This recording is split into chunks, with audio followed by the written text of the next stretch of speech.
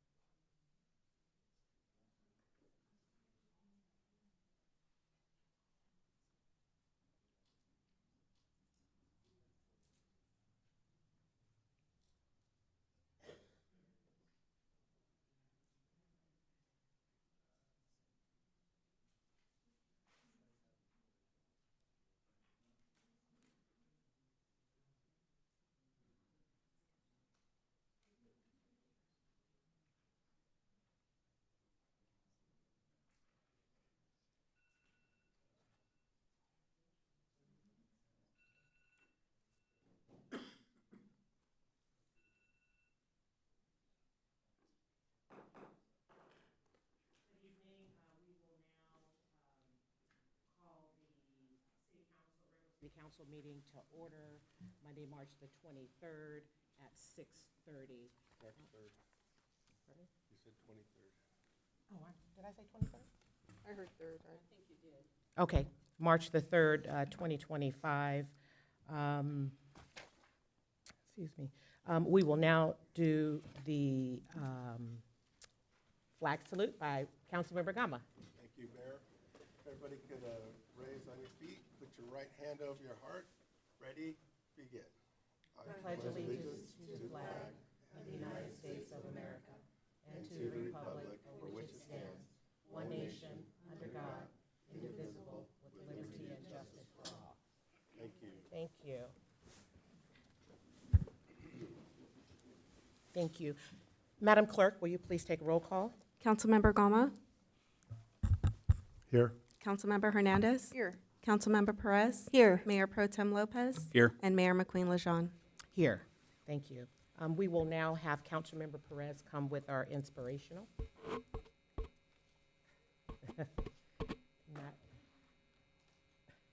Forgot. Think of something. You want us to move on? Yes, let's move on. I Okay, apologize. great. So, anyone else would like to say anything as an inspiration today? I would like to say something. Okay, I go think we ahead. were just talking about it earlier, and just remind people that the first robotics is taking place at the port. It opened up this past weekend, and it's going to continue into next weekend. And if you want to be inspired by a bunch of young kids who are excited about robotics and learning how to compete, go and attend. It's open to the public, parking's available, and I think that's one of the most inspirational things that I've seen in the last few weeks. So please enjoy. Councilmember Gama? Yeah, during Wainimi Beach cleanup this weekend, I saw a gentleman that had a robotics jacket on. And so I stopped him and said, "Hey, you know, there's a shuttle." He goes, "Shuttle? I'm going to walk. It's not that far." And he was a coach from Arizona. And I pulled out my phone and did a little FaceTime live interview with him. And his message is that the city of Wainimi is really nice. Everybody's really nice here. And he talked about his team, like not really being up there at the top echelons, but regardless, the experience is what it's about. And they don't expect to win, but they expect to compete very, very heavily. And it was just a really nice way to hear a visitor impressed with the people of our community. And it's gotten almost 5,000 views on my Facebook account. Wonderful, wonderful. Mayor, if you don't mind, I will add something Okay, since it go was right mine. ahead. I apologize. He's I'm busy inspired. during the week. I have a busy week. My husband is an inspiration to me. We were running yesterday, hills at Arroyo Verde Park. I don't know if anybody's been out there to see the hills.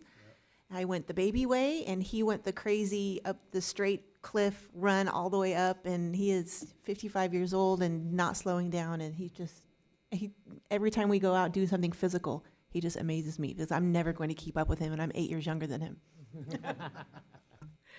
Wonderful. Thank you. Thank you all for that.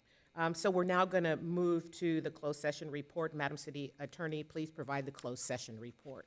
Thank you, Madam Mayor. There's no reportable action. Great, thank you. Councilmember Gama?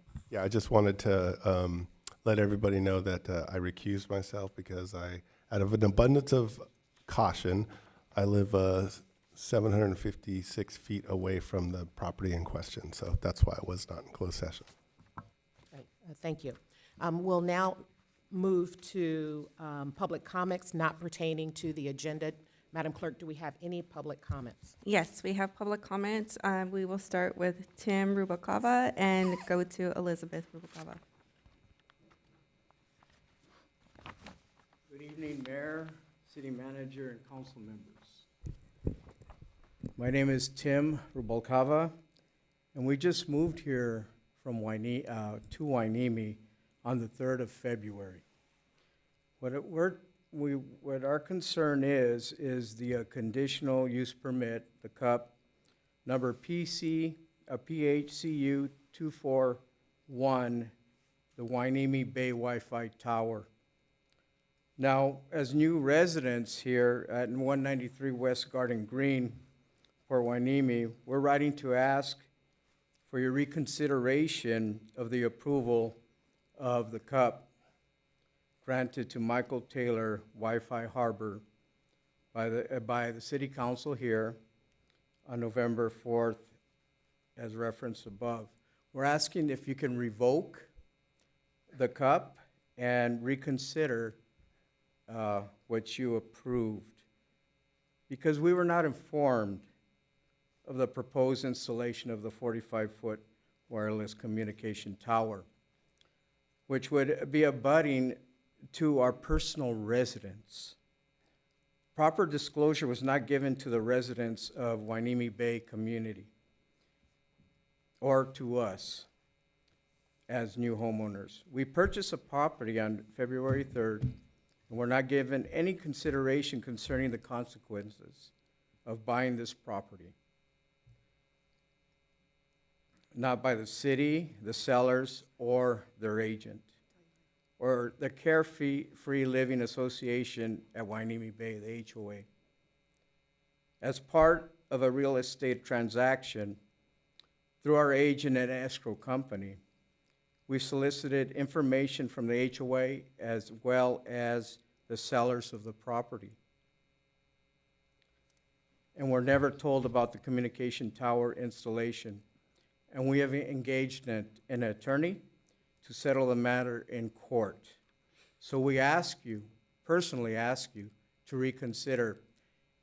A tower should not be next to a residence, which is 5 feet away from our bedroom. It emits RF emissions. And we believe that it wasn't really done well on inspecting how those emissions affect us. Cancer, headaches, different things that can take place. And we're asking if you can reconsider and have an independent inspection on that. We want to live here in peace. We want to live here freely. We love this area. And we ask you to please reconsider. Thank you. Thank you. Thank you so much. Elizabeth? Comments? Okay.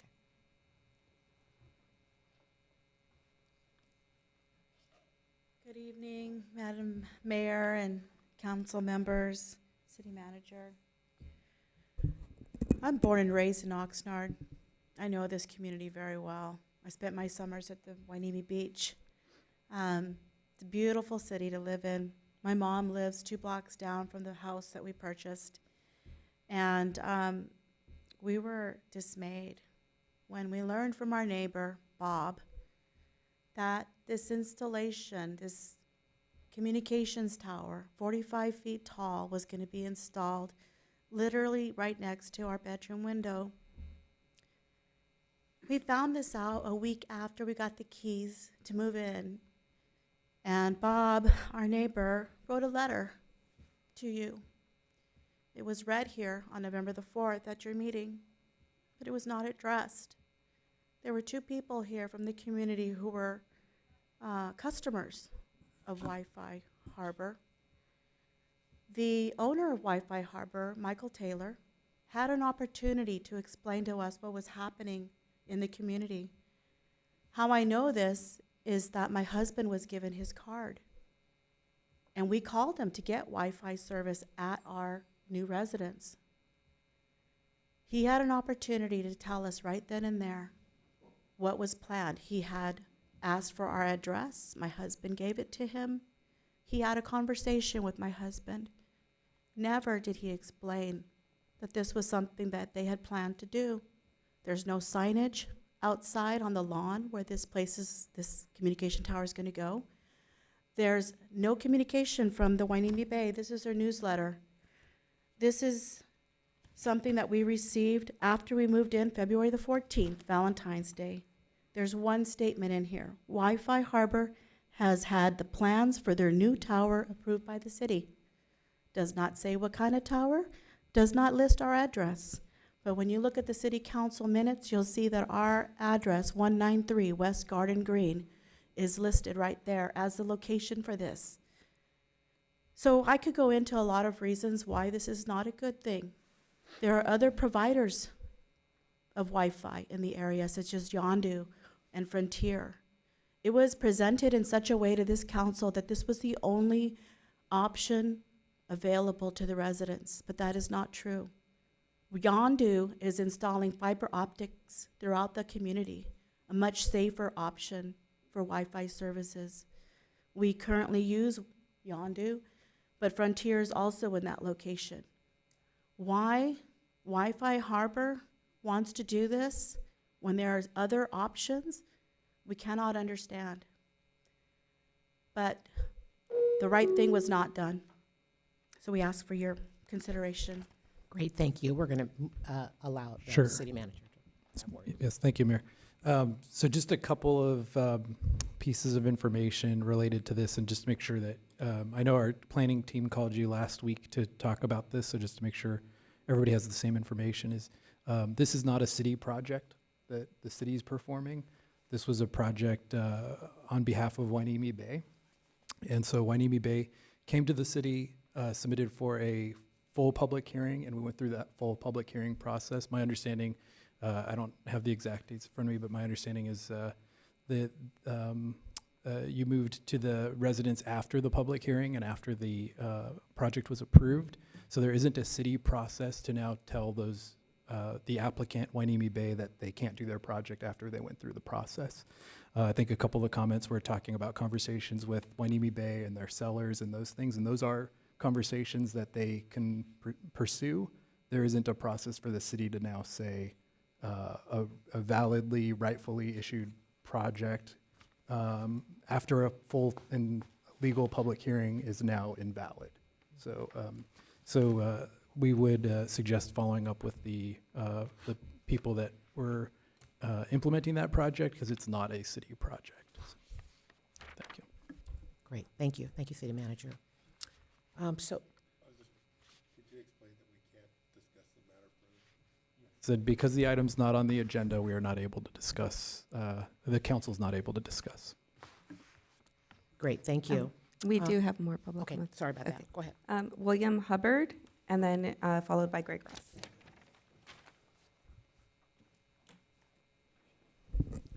Hi, my name is William Hubbard, and I own a condo at 643 Sunfish Way in a Surfside 3 complex. So we received a notice that they're changing their rules, not allowing short-term rentals in that particular complex, which was the only complex in Port Hueneme that allowed short-time rentals since the beginning of time. And so we were kind of thrown back. There's about 10 or 15 owners of condominiums in there that have short-term rentals in there. So there's been a definite change in the intensity of use, which is not allowing the public to have access to the beach because they're not allowed to have anything less than 30 days. We were in contact with Tyler Liddell from the Coastal Commission. He's a coastal program analyst. And we explained to him that they've always allowed STRs at that complex. They said that many owners, including myself, have purchased a condominium in order to have an STR there.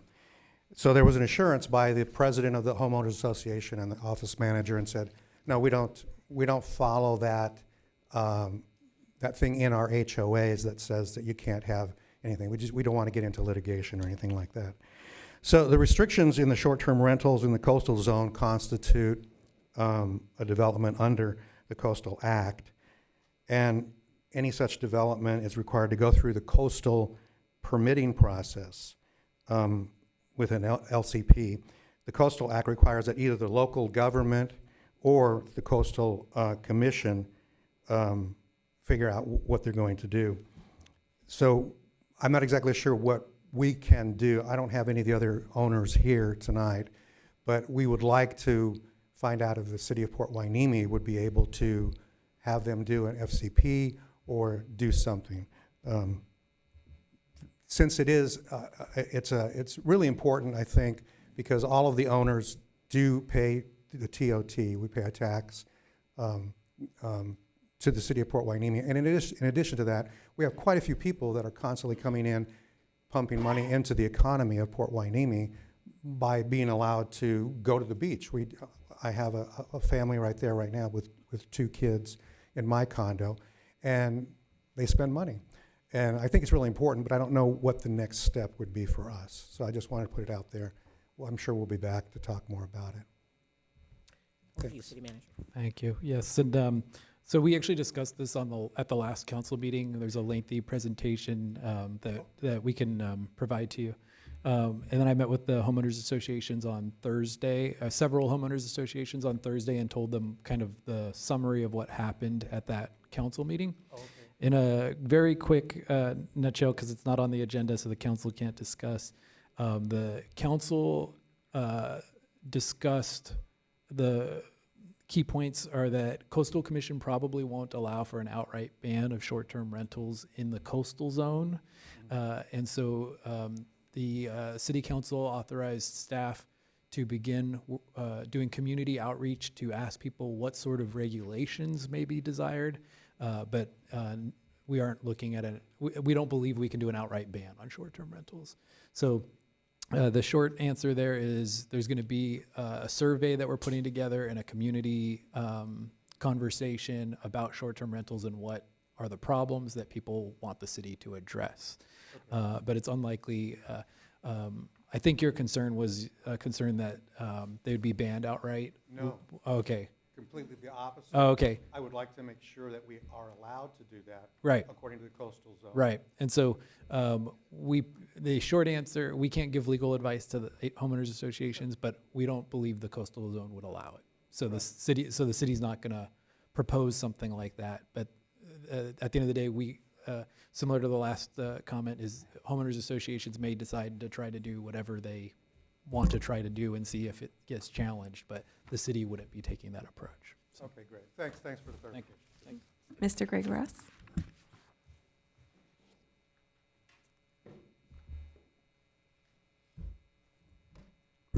Hello, good evening, Mayor Pro Tem, City Council, City Manager. Not my first rodeo here. You've seen me before. Greg Ross. I've been a Ventura County resident for a long time. I got a little handout here, and I have to say that after consideration, I figured my audio on my phone talking about the noise from the port is a little too over the top, so I didn't bring my phone. So no sound effects here. But before I get started with the port, I wanted to say thank you to each and every one of you for what you're doing with this new dog park and the new work in this over near the library. It's great. It just adds to the overall friendliness of Port Hueneme. We love the city, and it's great what's going on over there. We needed a dog park. Thank you. And you probably don't hear that often enough, but we sincerely believe that you're doing good work here. Secondly, I want to praise the police department. I've lived in a lot of cities, but Port Hueneme is really near and dear to us, and we occasionally get problems, especially from the port. So about 3 weeks ago, at 12 noon straight up, for 45 minutes, there was an incessant honking from the port. You know, all they have to do is lift the hood of the vehicle and pull out one of the plugs of the battery and it'll stop. But we called the police department and they were very responsive. Thank you, Chief Frederico. They stopped it. The police department showed up and they put a stop to it. In addition, there was 2 a.m. backup beeps, warning beeps from the port. And once again, I called and they took care of it. Thank you to the police department. I don't feel in my heart, I don't know this for a fact, but I don't feel that the Ventura Sheriff's Department would have been nearly as responsive to this kind of a problem from the port. So I owe a debt of gratitude to the police department. Thank you. So next on my little note, maybe you all got this, I hope you did, is the port, okay? We are the redheaded stepchild to the port. I'm sorry, that's not a very positive term. And I'm gonna run out of time here, but they've got carbon pollution, we've got trucks, we've got noise pollution. The wind's always blowing in our direction, 95% of the time. But guess what? We have to suck it up, and this is what we get. There's other things on this list. The most important one is this. This is in the lobby out front in the city hall. No mention, air pollution control permits. The port's not mentioned in here. Now I know it's federal law. It's a federal place, okay? I'm gonna stop. You've all got my notes, and I hope that you understand that the port is not our friend. Thank you. Thank you for your comments. And then we just have a few written comments. Thank you. I am unaware that Councilmember Laura Hernandez used her elected position to undermine the hiring and the current duties of Police Chief Michael Federico. This behavior is beyond reproachable that an elected council member would use her time to negatively impact such a valued member of our community is truly abhorrent. I live in Port Hueneme and Hueneme Bay. When I go to our pool or just walk around our little town within our town, I feel very safe with good reason. I often talk to my neighbors. Everyone knows Chief Rico, and it's always a positive interaction.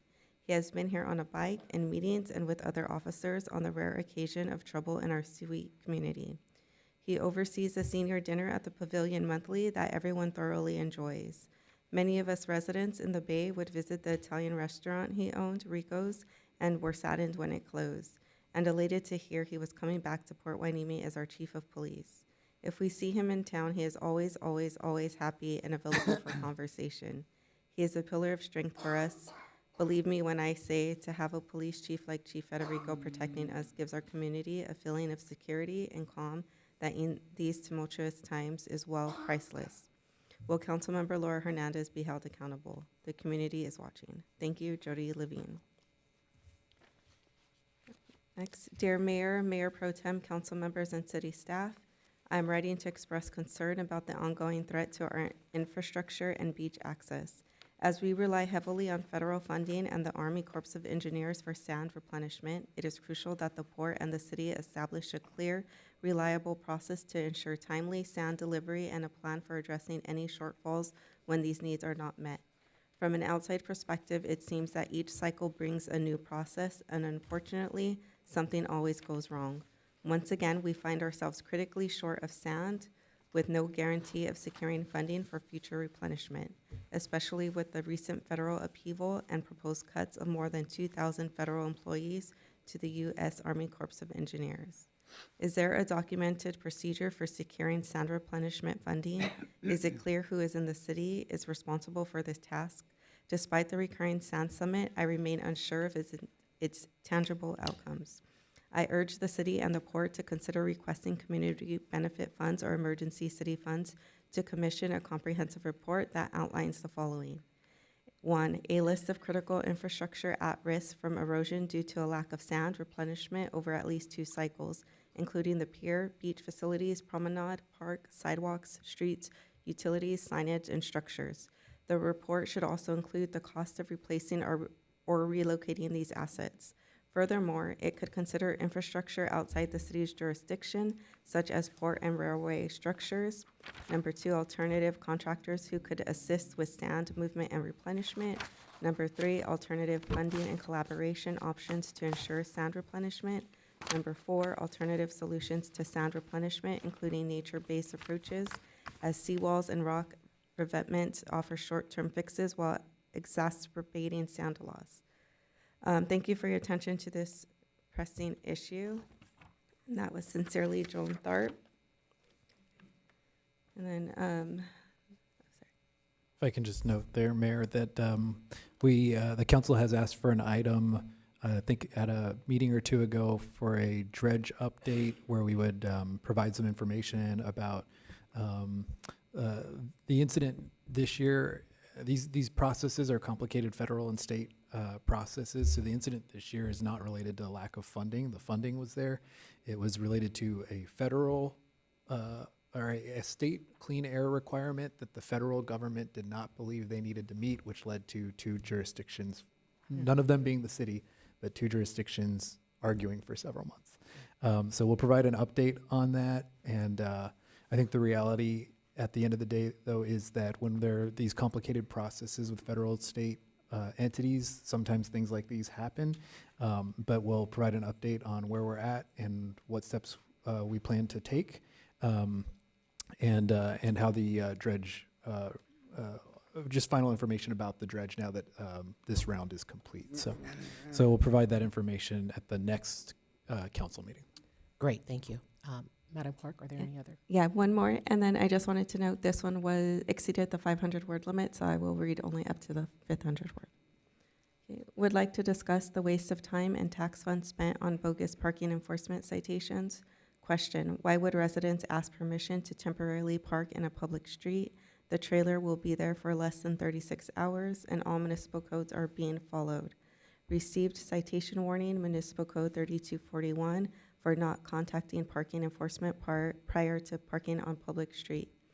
Number 1, Municipal Code 3241 states vehicles in excess of 6,000 pounds are prohibited from parking in public street. Our travel trailer does not exceed 6,000 pounds. The municipal code does not state that parking enforcement needs to be advised of such vehicles on the public street prior to parking them.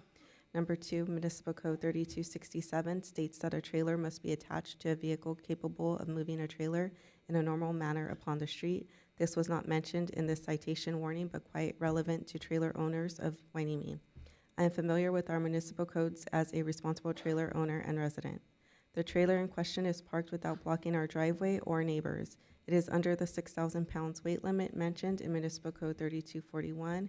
We arrived after 10 p.m. on Sunday night. It is hitched to a truck and capable of being moved. We have zero history of issues with parking our trailer on the public street long term. However, requiring residents to ask for permission or notify the city to use a public street for less than 72 hours, especially when following municipal codes, is overstepping of power by our city and staff. References and photos provided below. Division 9, stopping, standing, and parking for certain purposes or in certain places. Code of Ordinances, Port Hueneme, California, Municipal Code Library, 3241, prohibition of stopping, parking, or standing. No person shall stop, park, or leave standing any vehicle, whether attended or unattended, except when necessary to avoid conflict with other traffic or in compliance with the directions of a peace officer or official traffic control device in any of the following places. A, on a crosswalk, except that a bus engaged as a common carrier or taxi cab may stop to load or unload passengers. B, within 15 feet of the driveway entrance to any fire station other than fire department vehicles or within 15 feet of a fire hydrant. C, in front of a public or private driveway. D, on any public sidewalk. E, alongside or opposite any street or highway excavation or obstruction. F, on the roadway side of any vehicle parked or standing at the curb or edge of the roadway. G, with any parkway. H, on other than a truck route if a vehicle is in excess of 6,000 pounds weight. 3267, parking of trailers, semi-trailers, and trailer coaches prohibited. No person shall park or leave standing any trailer, semi-trailer, or trailer coach on any city street unless the same is attached to a vehicle capable of moving the trailer, semi-trailer, or trailer coach in a normal manner. And that is by Hilda Ocampo, and that concludes public comment. Mayor, if I Yes, could on that one, I'll just say that sounds complicated, but I'm going to ask our team. I don't know the answer to that one. I had not heard any details about this prior to the meeting, so I'll just ask our team to review it and get back to the resident. So, Okay, thank you. And we do thank everyone for your public comments this evening. We're going to move to the agenda approval. May I have a motion and a second to approve the agenda? So moved. Second. All in favor? Aye. All opposed? Hearing none, motion passes unanimously. All right. Do we have any members of the council with any conflict of interest to disclose regarding the agenda items?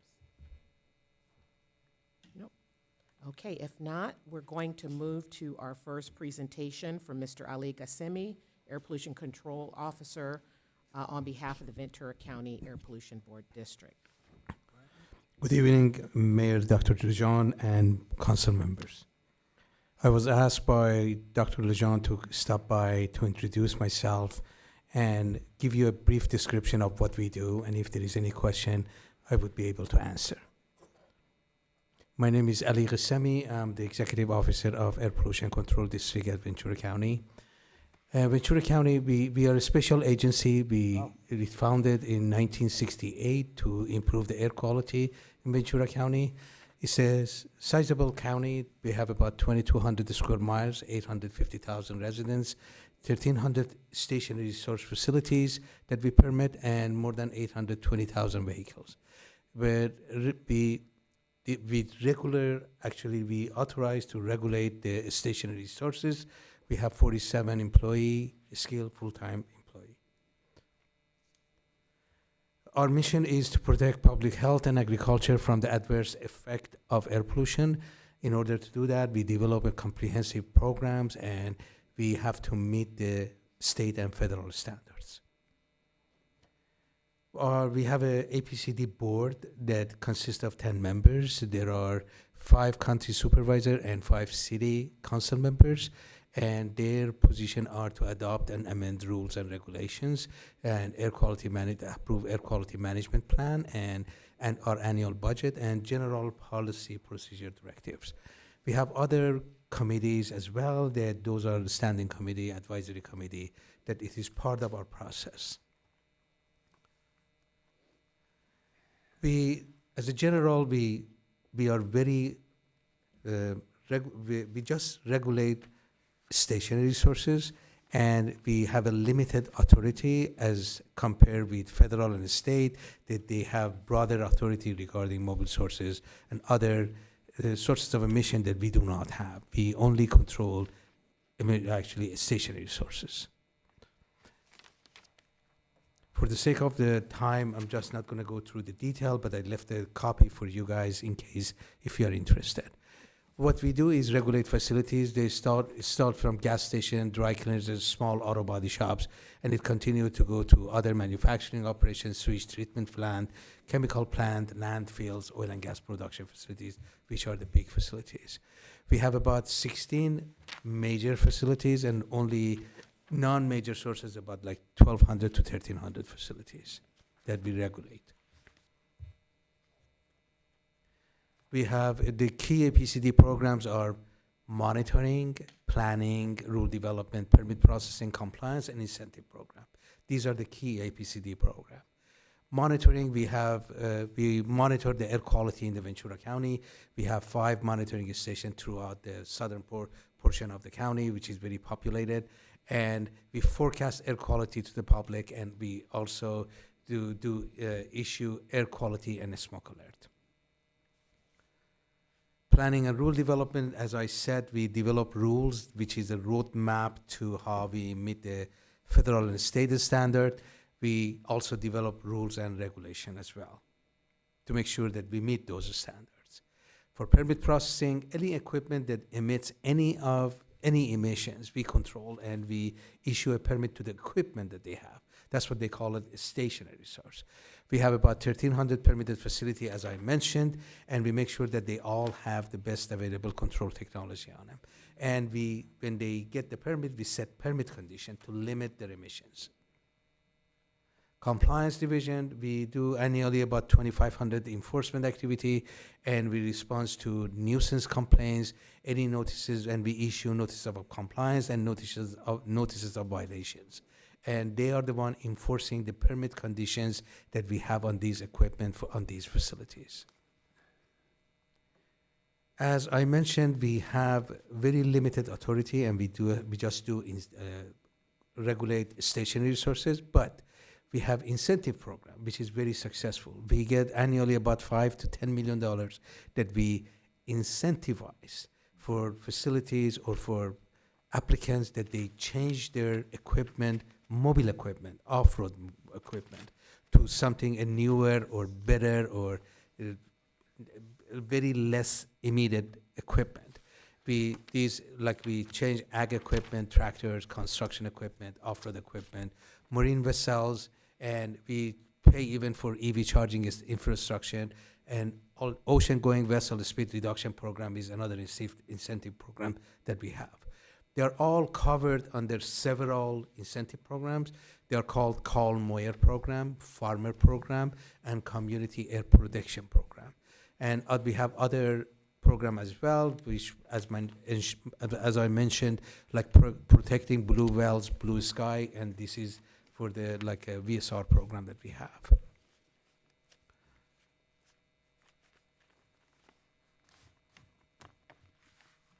Okay, I just want to go briefly and explain about the permit processing that we have. When a new facility comes in, or any facility that they want to change their equipment or modify their equipment, increase their throughput, or add another equipment, they got to file an application with us. This application is, for example, they call it Authority to Construct application. Then from the Authority to Construct, when they file, we have within 30 days, we have to get back to them and say that, for example, we need additional information, or information that you submitted is complete. When that happens, then it takes us another month or two. We issue a permit to construct. After the permit to construct is issued, that permit to construct, it's going to have a set of permit conditions. Then they're going to go and finish their construction. They're going to come back to us, and they say the construction are done. If there are source tests that they have to do, we're going to make sure that they do it. So we check everything to see if this equipment was built based on the condition that it was set for that facility. Then we're going to issue a temporary permit to operate, and then after that, they're going to have a permit to operate, and this is the time that they're going to continue with their operation. Couple of rules that they are very important is Rule 10 that tells them you need the application for permit to construct and permit to operate. Rule 23 is if you check and say that my equipment is not subject to any permitting. So these are exempt equipment per se. And I said, when the application is completed, we do we do emission calculation, we evaluate to see if there is any control equipment is needed, what is the best available control technology for that type of equipment, and if there are, we check NSR rule, news source review rule, and we establish permit condition for those.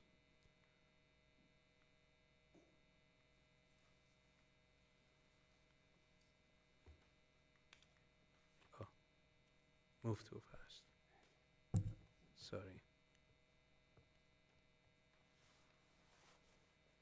Okay. And sometimes there is equipment which is within 1,000 feet of a facility that requires public noticing. And we issue a public notice to all of the kids that goes to that school, and also all of the residential within 1/4 mile of that facility. And there is an annual permit renewal fee associated with these permits too. Now, news source review is an important rule for us. It's Rule 26, and that means that there is no, if you want to add any equipment to your facility, if you're modifying your equipment at the facility, there is a zero net emission. That means you cannot do that unless you provide offset or there is a reduction somewhere. So we apply the best available control technology to reduce those emissions, and if there are any offset requirements, we're going to ask the facility to provide those offsets. There is a threshold that offset is required, and that's 5 tons per year of ROC and 5 tons per year of NOx. And this offset requirement is a very complicated certification and calculation being conducted. I'm not going to go through that. Just know that there is a net zero increase from the new source review rules that we have. Any emission that is being added has to be offsets. Mm-hmm. That's all I had, and I'm ready to answer any question you may have. Thank you. Okay. Any questions? Councilmember Gama? Thank you for the presentation. It just reminded me something. I remember when we ran into the air pollution credit issue last time with the dredge cycle. Yes. Basically, we ran out of air pollution credits. And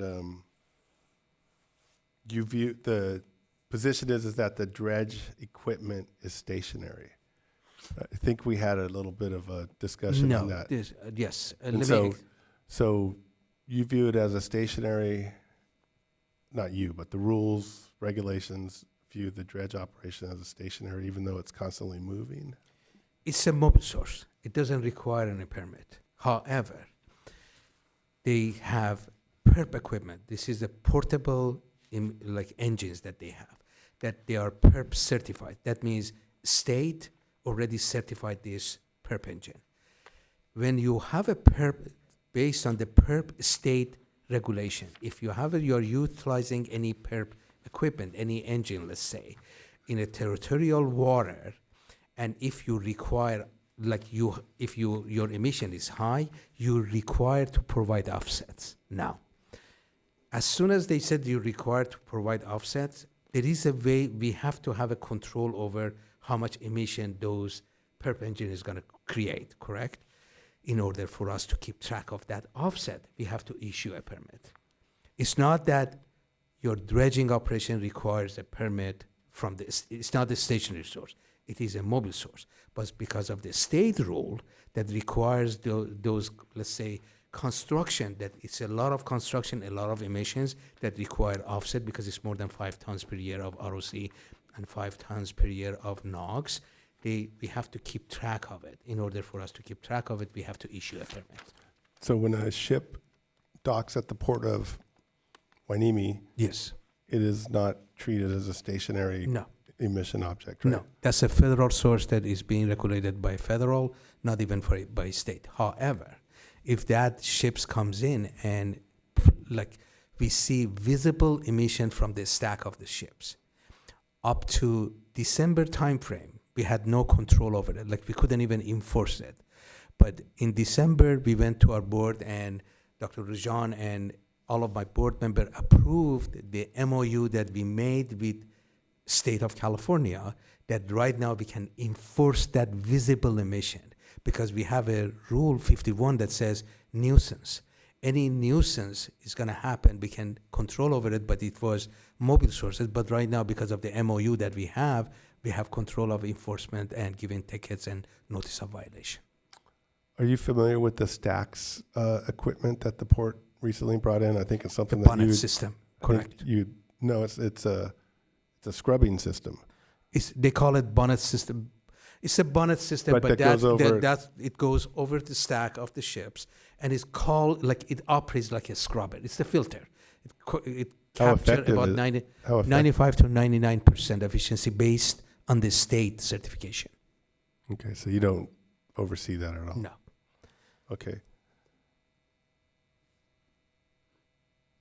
That's all I have. Okay. Great. Mayor Pro Tem? Yes, and in one of your slides, you had the county broken into zones, and it looked like Port Hueneme was in Zone 1. Compared to all other zones in Ventura County, how is our air pollution compared to the other cities? Unfortunately, I don't have that information available, but even, let's say, for example, Port of Hueneme. Port of Hueneme has probably most of the facility that you have, the stationary sources I'm referring to. They are small sources, but you are next to Oxnard. Oxnard, for example, they have New Indy. We have a wastewater treatment facility.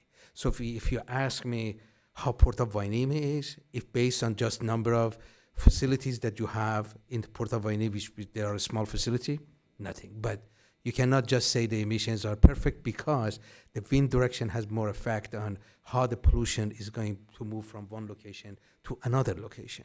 And you have Oxnard next to you that they have 2 large facilities in there.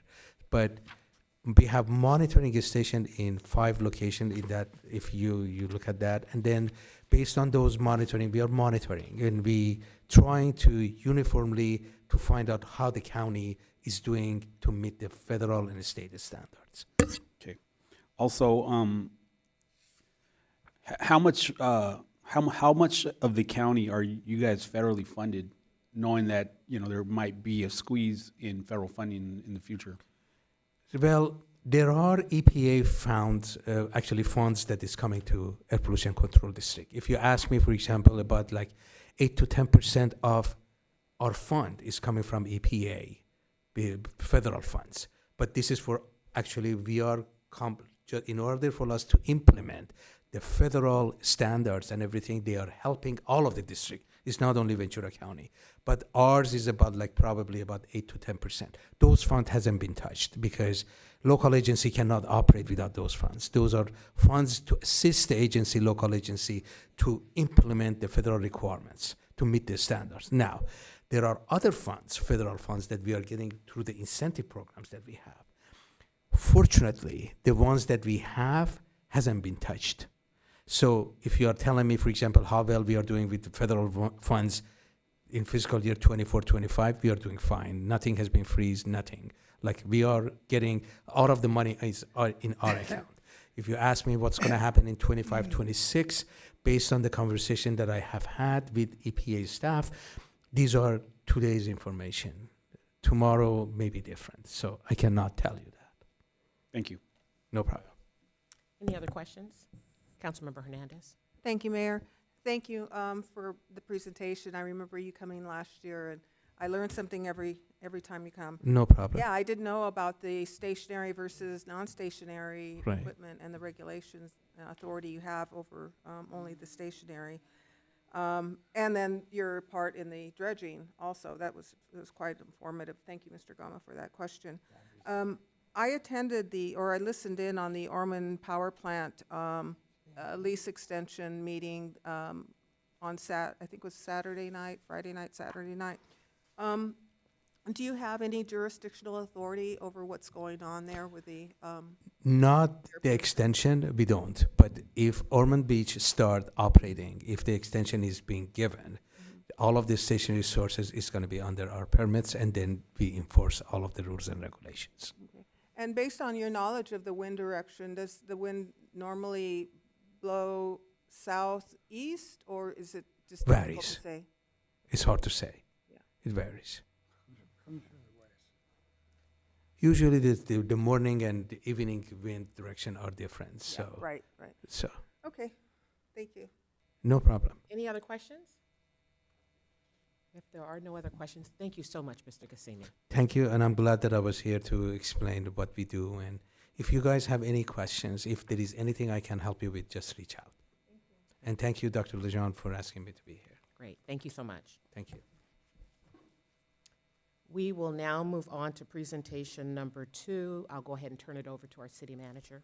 Thank you, and I'm going to introduce Public Works Director Fred Camarillo to give a presentation on this project. I just want to start by saying everybody may remember it was about a year ago where we realized that one of our critical sewer main lines was about to fail and cause major issues, and we talked at that time about sort of multiple problems that would cause, including, you know, street closures and limited access to businesses and all of those things.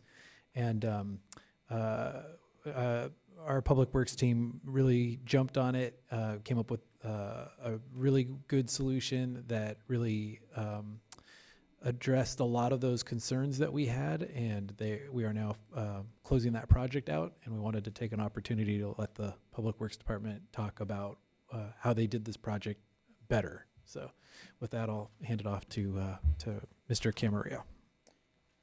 Thank you. Good evening, Mayor, Mayor Pro Tem, Council, members of the audience. We'll get into this here.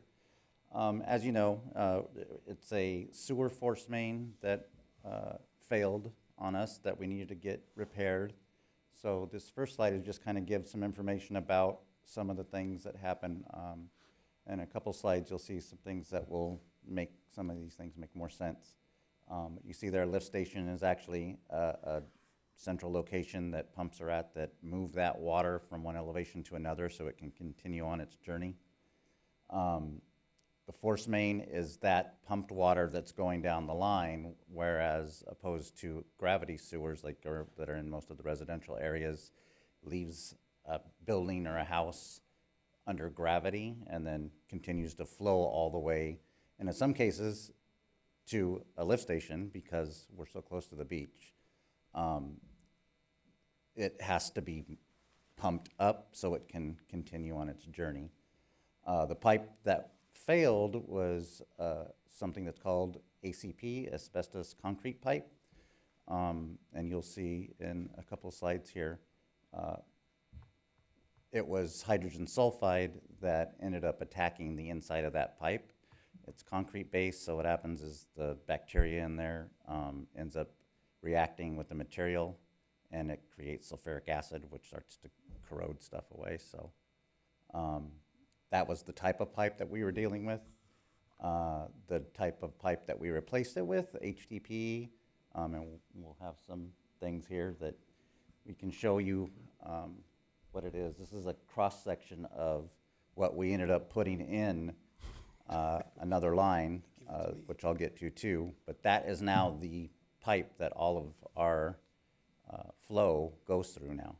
Could you share with everybody how you got that pipe over the wall and into the trench? Because I thought that was amazing.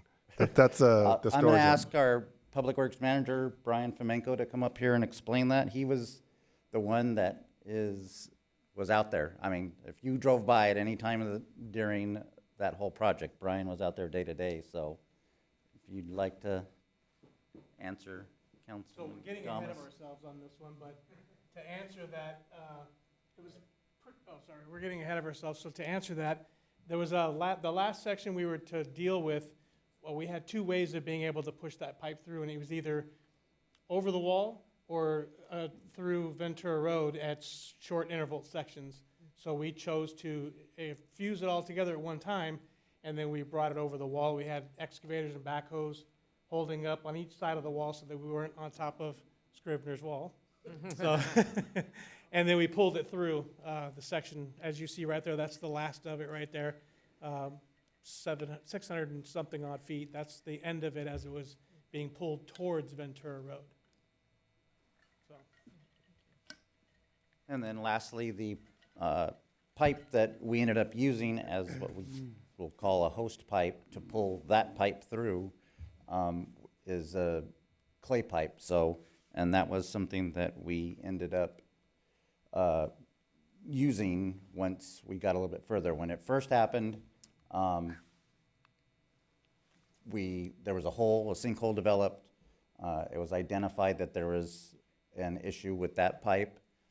So we immediately took to the task of getting that fixed first. At that same time, we realized we could see the condition of the pipe, and we knew that it was not going to last, so we had to figure out something else in order to make sure that we didn't continue to have incident after incident like this. So here you'll see that's the pipe that came out of the ground right there, where that original break was, right here on Ventura and Pearl Street. It was installed in the 60s. Generally, those things have what are expected to be like 75-year lives, so it didn't last quite that long. When we started thinking about why maybe that didn't last as long, there was a couple of things. Over the years, through our master plan for fixing our wastewater system, we've diverted other sewage going around the city into different areas. At one time, that pipe was completely full all the time. When we made the improvements to some of the other locations, that became a pipe that was running probably like half full, maybe 3/4 full. But that also gave that sulfuric acid the chance, because it's exposed to the air, to start developing, and probably was the reason for deteriorating the pipe faster. So as I mentioned, we fixed what we could. We crossed our fingers and ordered extra parts and hoped that it wouldn't break again while we figured out what else to do in order to make a permanent repair on that. In that slide there, you'll see that line that was repaired conveys sewage out of all of the base, which is highlighted there in the yellow striping, and then all that area there, it's hard to see on there, but I believe it's orange striping running through there. And the key thing on that is that you can't shut that off, because stuff's happening 24 hours a day. And that particular line handles about 1 million gallons of sewage every day. So we didn't have an option of saying, well, we'll just not allow anybody to use their facilities anymore. That wasn't an option.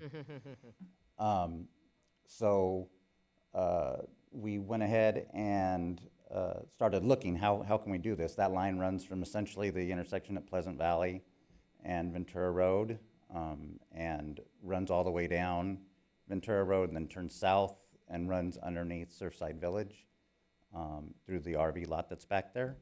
And then from there it goes and continues on its way through the park and to the treatment plant. So it was approximately 4,200 linear feet that we had to get replaced. And some of those challenges were because Ventura Road, as you all know, it's a major artery through our city. So there's all kinds of utilities running under the ground, a lot of things that could have prevented easy construction of a line if we had to do that. We started out assuming that's what we were going to have to do, and you can see there's some preliminary drawings that our engineering team came up with, and we had determined at that point we're going to have a bypass to get all of that flow through. And when we were first looking at it, we were going to have to shut off all of the turn pockets to pretty much every street crossing out onto Ventura Road in order to be able to get that there, or have to go underground in certain sections, which would have caused its own problems because now you're creating a line that's going up and down, and it would have been very disruptive. In the beginning, though, that's what we thought was going to be really our only option. And as we started going through plans and this preliminary first design, we realized that Oxnard had a line that they no longer use. They had abandoned several years earlier. So we reached out to them to see if they were interested in letting us have that line. A couple things we wanted to do was get permission to go ahead and inspect that line to make sure that it was still viable. And then two, we were going to have to work out something with them in order for them to want to give us that line.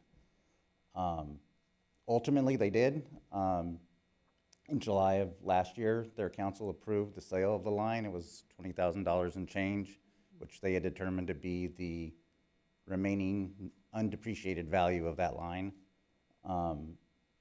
So that became our host pipe, which essentially that thing got taken through, which was great because we knew with that line, it was installed already, so we didn't have to worry about anything else crossing in its way or doing any of that. We wouldn't be surprised with things nearly as much as if we would have tried to do it some other way. So there's the overhead shot of the Hueneme Road and Ventura Road. And you can see one of the things that were, like, as I was mentioning, all of the underground stuff that's there that would have posed a conflict to try and get around, and all of these things that are at different heights that could have very well been something that stopped what we wanted to do. But once we knew that we had that line, we could then go ahead and decide, here's how we got to get from point A to point B now because we have use of something new. It still required a bypass, which was done. We were able to use the existing line, the damaged line, while we were still waiting to get some of the other things set up.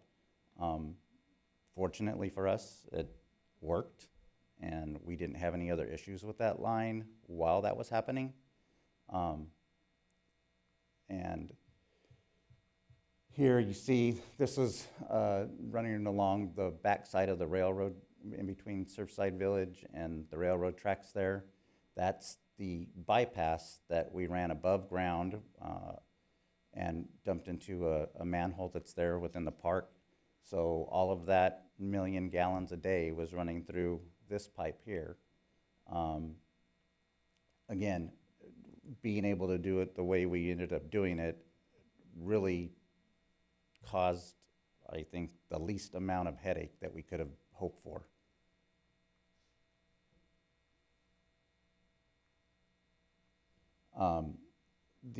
So we had a couple of shutdowns that had to happen, which required us coordinating with the Navy base in order to be able to get that work done. We got that done, and then when the permanent, there's a bunch of moving parts going on at the same time. But ultimately, we had another shutdown that was to go ahead and make the final tie-ins, which then would put that new line fully in service. Got a short clip of video here. That's the actual footage of the pipe being pulled through the Oxnard, well, now our line, place.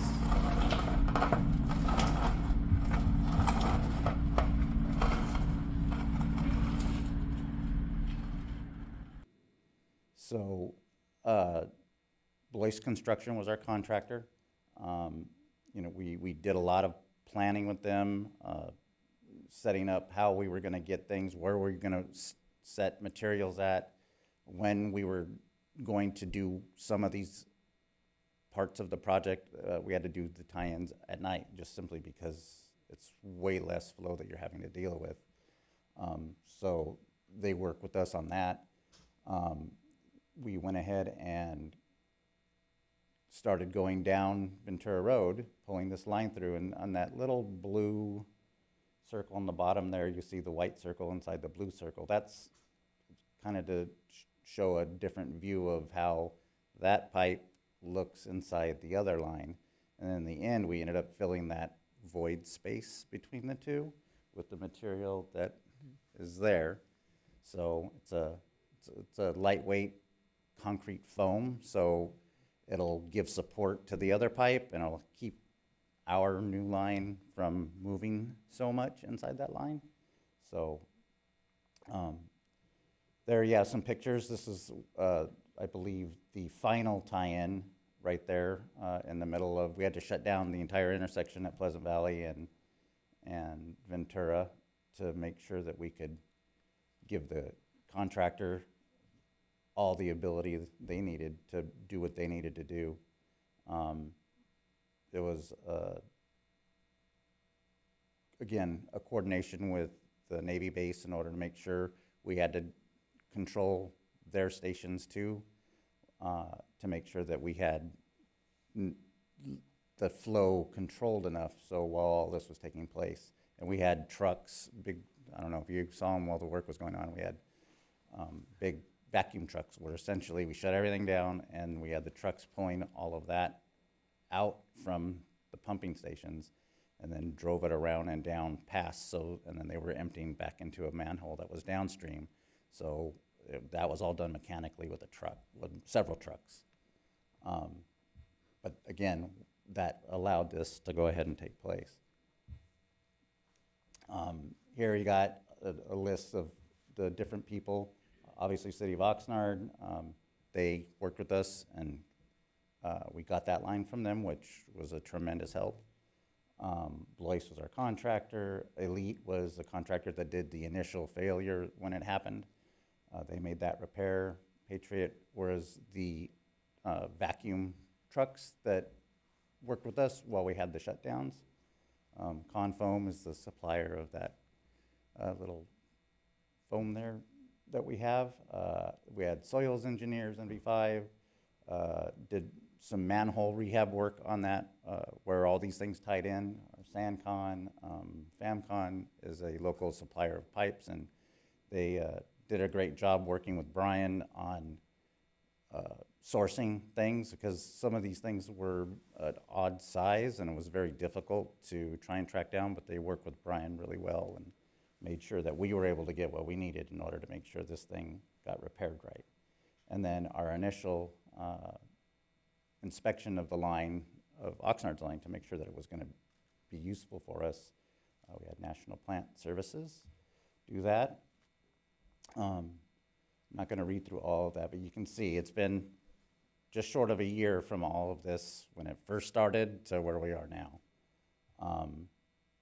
I don't know how long it would have taken if we had to go a different route. That would have required a lot more planning for sure, and setting up traffic and diverting things. It would have been, we wouldn't be sitting here today probably saying that it's done.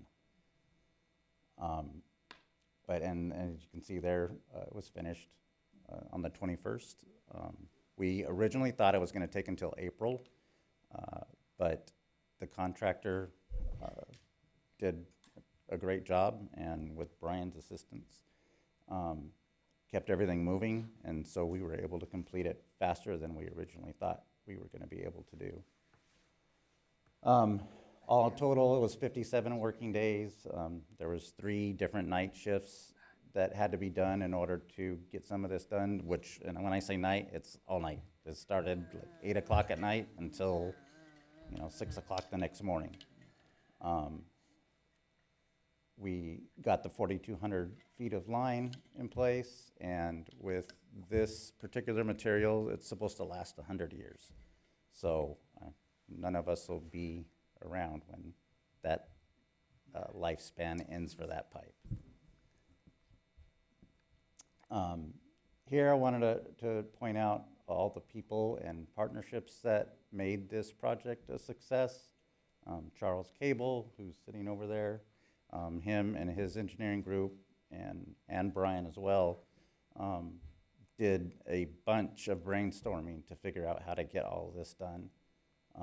We would all get in the room and discuss different ideas that each of us had, and Charles's team put it all together.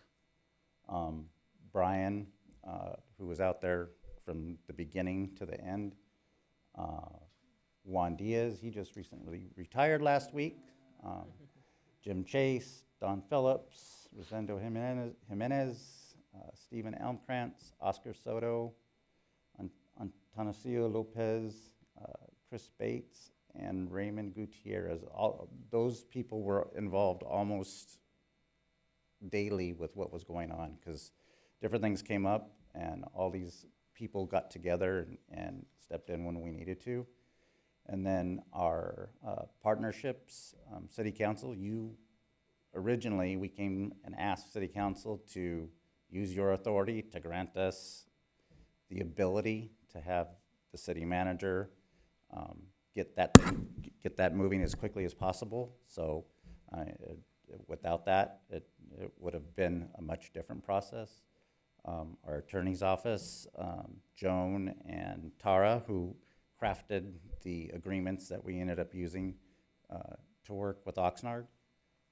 The city of Oxnard themselves, who decided that that was a good thing for them as well, and let us have use of that line.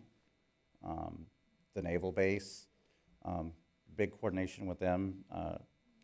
They are half of the flow that goes down that pipe, so oftentimes it's difficult to get access to numerous people that needed to be on the base in order for this to happen, and they worked with us to make sure that we got that access. Surfside Village Homeowners Association, they were disrupted quite a bit with a lot of the work that's going on. Mr. Scribner was very cooperative with us. Brian and he spoke a lot. Brian kept them up to date on what was going to go on and how it was going to affect them. Our contractor, Blois, the Port of Hueneme, who we gave notifications to, and they were letting their truck traffic know what was going on, if it was going to affect them somehow, and if they could avoid our area while we were doing certain things. So they worked well with us. The railroad, obviously they gave us use of that easement to put the temporary line in, and one I didn't put on there, but I will mention the PD. When we did that final connection, we were afraid that we might get some people that were going to be anxious and maybe try and go around our traffic control. So they let us use one of their patrol cars and set it out there. And Brian said that he noticed there was a couple of times it looked like people might want to try and do something, but then they noticed the unit sitting there, and so they decided to follow directions. So. And this last one, again, special thanks to Brian. I mean, he, very smart guy, very dedicated. You know, he thinks out of the box. He's not afraid to make decisions. And without him, I don't know that it would have gone as well as it did. So special recognition to Brian.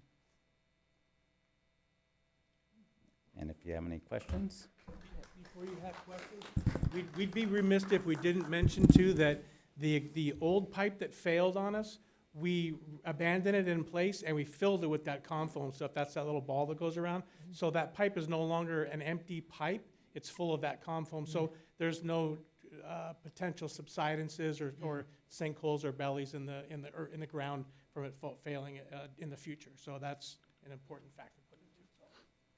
Great, thank you, thank you. Are there any questions? No questions, just I got a congratulations question. and thank you. Go ahead. Let's take some questions first. Anyway, my question is this. All that dirt you piled over there, like 20 feet high, maybe a mountain there, right across from where we live, who was inspecting the dirt? Is the dirt contaminated, or is it, why did you dump it over there? we were using that, and we'll be removing that dirt as well. We were using it as a storage area because we needed to be able to, Yeah, but when we dug we had several pits that were dug in order for access for the contractor to be able to, what they call, launch the pipe in, so they set it up. So that dirt was dirt that came out of I holes. understand all that. I mean, I worked in the wastewater city officer for years. Then I went to City Ventura, worked in the water department, so I understand everything you did. Okay, but my question is, I asked about the dirt. Okay, the reason I'm saying this because I saw Blois trucks dump 50-gallon barrels of chemicals. They dig a hole and they bury it, then they bury it. Okay.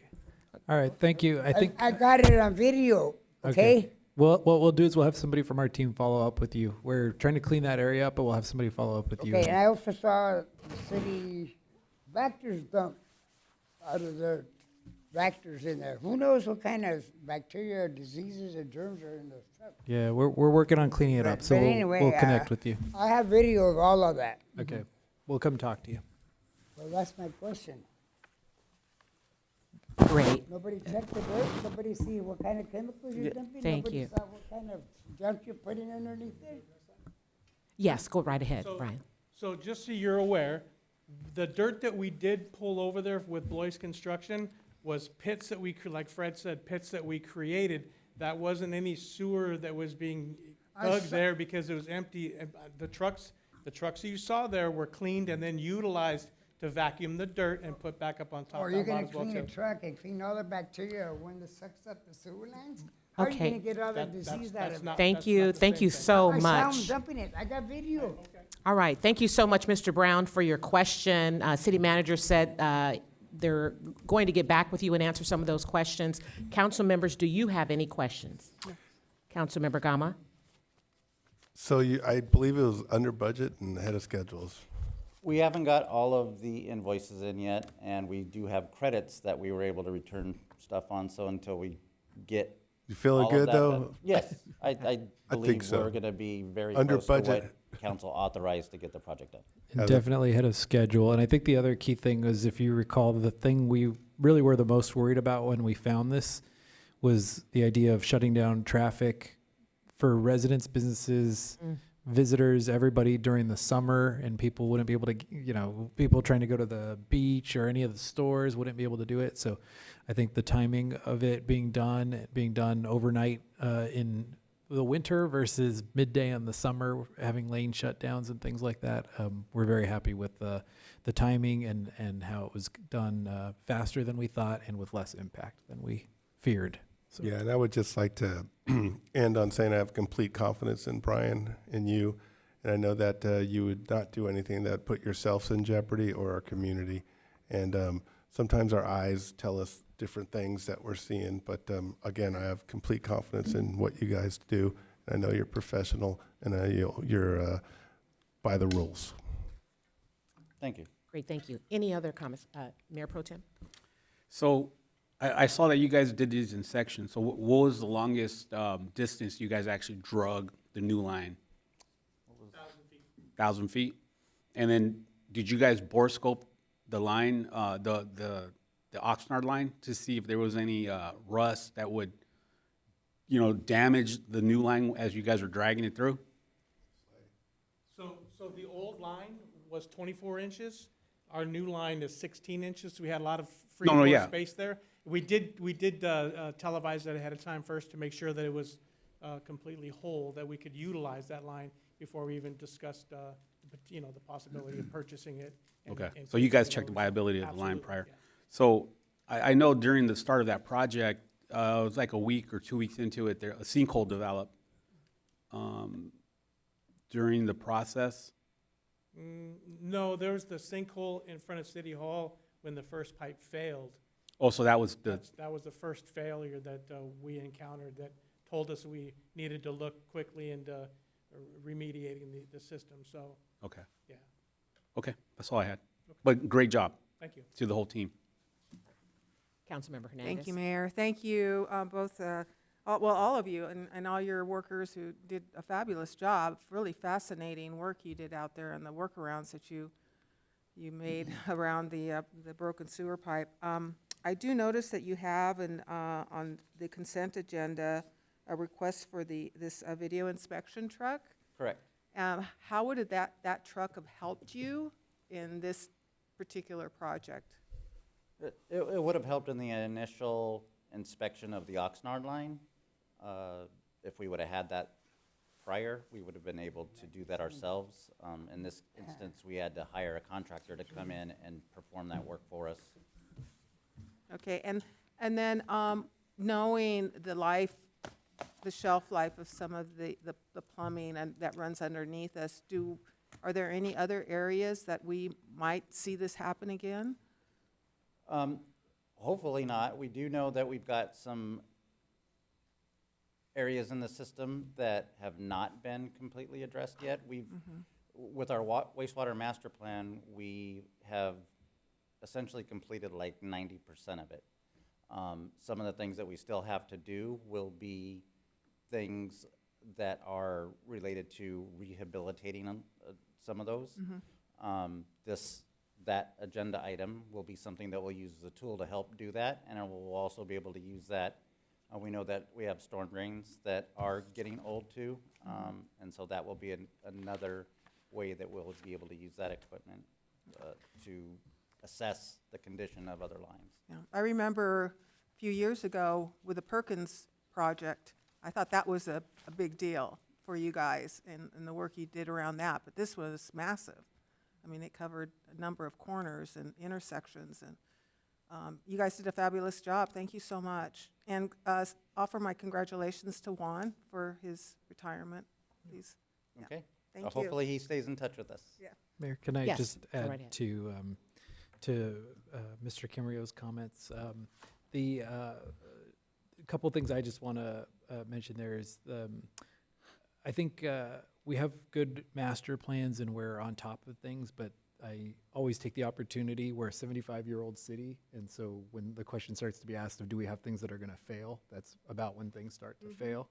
So I think that's where we are trying to make sure we plan for it, budget it, because we're at the age where, as a city, we need to make sure we're taking care of our infrastructure before those major failures.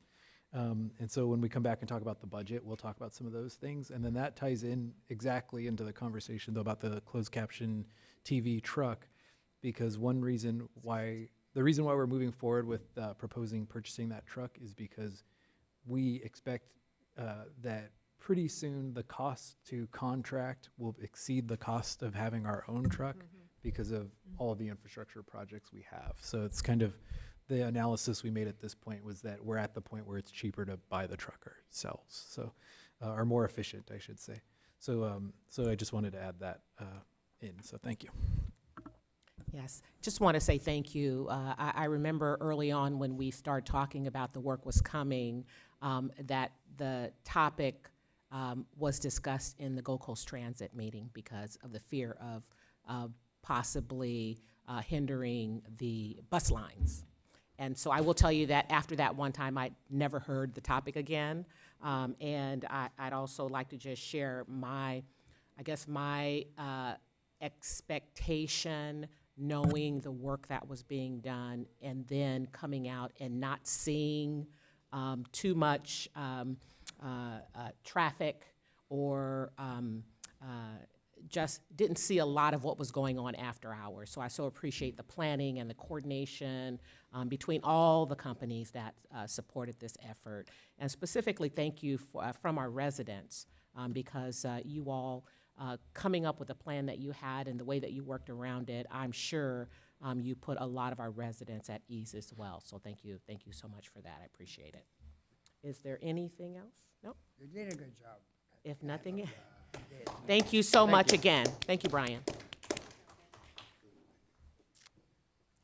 Okay, so now we're going to recess from the City Council meeting and call to order the Housing Authority regular meeting. The time is now 7:51. Not sure if I needed to do that, but it's 7:51. And so, Madam Clerk, can we take a roll call, please? Member Blackwell? Here. Member Brown? Here. Member Gama? Here. Member Hernandez? Here. Member Perez? Here. Vice Chair Lopez? And Chair McQueen-Lejeune. Here. We will now hear public comments not relating to the agenda. Madam Clerk, are there any public comments? No public comments for Housing Authority. Great, thank you. We will now consider items on the consent calendar, which will be enacted in one motion unless their authority member would like to pull an item. Is there any items to be pulled? If not, is there a motion and a second? Move to approve? Thank you. Madam Clerk, can we get a vote? All in favor? Aye. All opposed? Hearing none, motion passes unanimously. Great, thank you. We have no business items, and so we will move to reports. I have a comment. but we Okay. Skipped it. We're not there yet. We skipped an item that we just approved on the consent calendar? We're on reports and comments, so Mr. Brown, if you have a comment, you're welcome to say it now. Yeah. I'm sorry. You have a comment? Go right ahead. Yeah, I just want to bring up that there's a sign there. Mr. Brown, I'm sorry, can you speak into the mic? Oh, I'm sorry. There's a big sign there that says parking for residents only. It's about this big. Okay, we leave to go to the store, and somebody in the public comes and takes our parking. You know, there's 60 units, only 22 parkings. So most of us have crime outside, and we don't have a place to park, you know, and so these people come in and they take our parkings, we're not parked there. You know, either they don't read the sign or they don't care. So I was just gonna ask, maybe they can make the sign bigger or more colorful so other people that don't belong won't keep coming in. I mean, we get the guys that fix the washing machines, the guy that fixes the elevator, the guy that comes to fix the TV. I mean, everybody, and they park in our spots when we move. Okay. We can ask our team to follow up with you on that. Okay. So, thank you. I just thought that would be the Okay. solution. I don't know. We'll take a look at it. Thank you. Thank you. And thank you, Mr. Brown, for your comment. And so we're going to move on to reports, comments, requests for future agenda items. So let's start with member reports. Anyone have anything to report? No? Any other comments? I have a comment from someone who works in loans and real estate and deals with a lot of the area housing authorities, and they told me to pass along the message that our housing authority is a pleasure to work with compared to all other housing authorities in the county. Thank you for being easy to work with. Thank you, thank you. Okay, any requests for future agenda items? Anyone? No, but I was going to make a comment. Okay, go right ahead, I'm sorry. Mr. Brown, were you talking about parking availability all the time or relative to this weekend? Because I know this weekend probably was. Time, especially like this last weekend when we had the robotics. Okay, yeah, I'm all happy, you know. I mean, glad for them kids, whatever. But my question The is, police did a very good job, and they helped. They were patrolling, and they had buses dropping the kids off and then shuttling them back and forth. But so the problem was more so on the weekend. families came, the parents, whatever. Okay. We couldn't even go to the store half a block away because we'd come back with no parking. Okay, thank you. Okay, that's all. Thank you. Thank you. Any requests for future agenda items? No? Great. Okay, if there's nothing else, we'll adjourn the Port Hueneme Housing Authority, and the next meeting is scheduled for April 7th at 6:30 p.m. We will now convene to the council, the regular city council meeting. The time is now 7:55.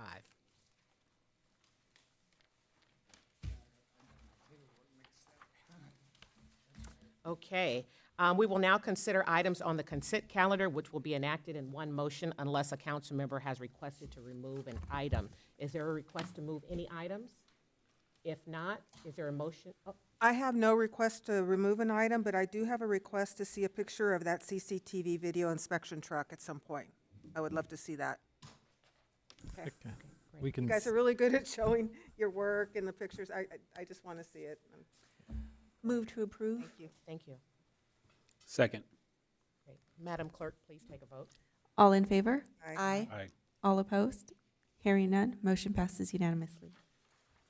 Okay, so we'll now move to our public hearing, number 10, Electronic Campaign Statement and Fair Political Practice Commission filings. Madam Clerk, do we have proof of publication as required by law and a complete file of reports and exhibits? Yes, Madam Mayor. Thank you. Will staff please present the report? Thank you. Just a brief report on this.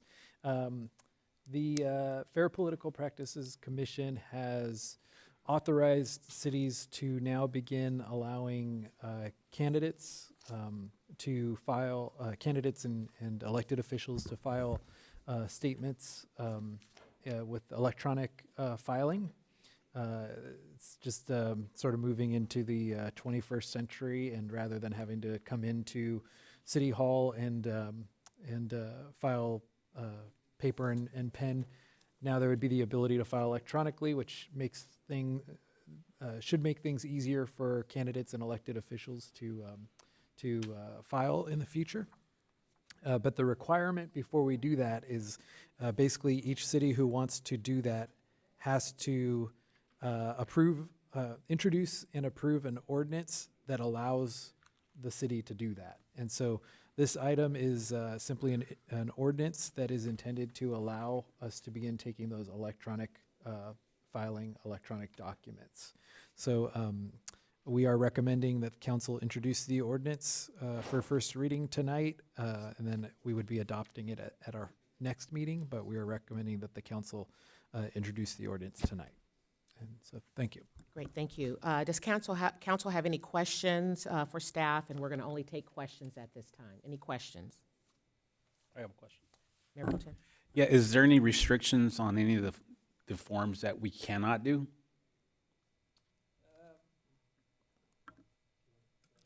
No restrictions. Okay. So then we would be told every FCC filing that we would do here for the city would be basically online digitally. And that's, you hit what I was going to say, is it is, as long as it's an FPPC filing. Okay. Yes. And I just wanted to clarify, so you will be signing the forms digitally, and you can go ahead and do that as long as it's through like Adobe or DocuSign as a digital secure signature. We don't have a filing system yet, like NetFile, but if we had one in the future, this ordinance that you would approve tonight would allow us to do that in the future, should we consider that.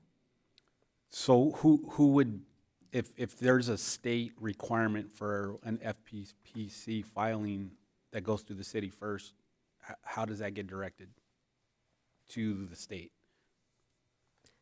The Secretary of State, you only file one form with them, and that's currently the Form 410, and you file directly with them, and that one is online. Okay. So like everything else, we as the city would file here. Through the city clerk's department. Yeah. Okay, got it. Great. Any other questions? All right. Does council have, we did that already.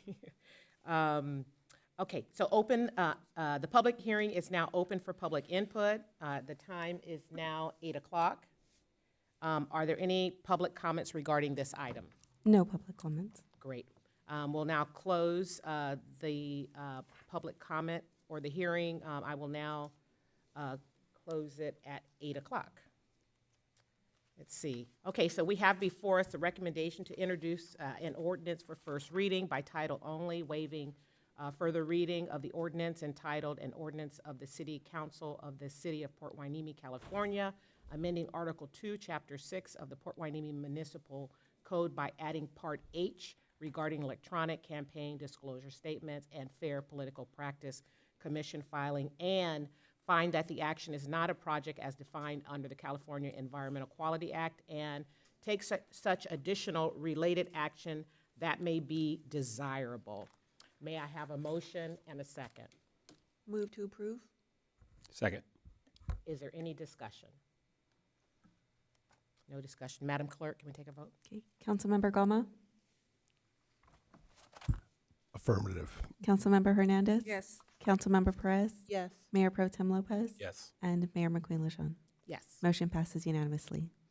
Thank you. We'll move to business item number 11, Regional Defense Partnership Committee appointments for 2025 and goals for Washington, D.C.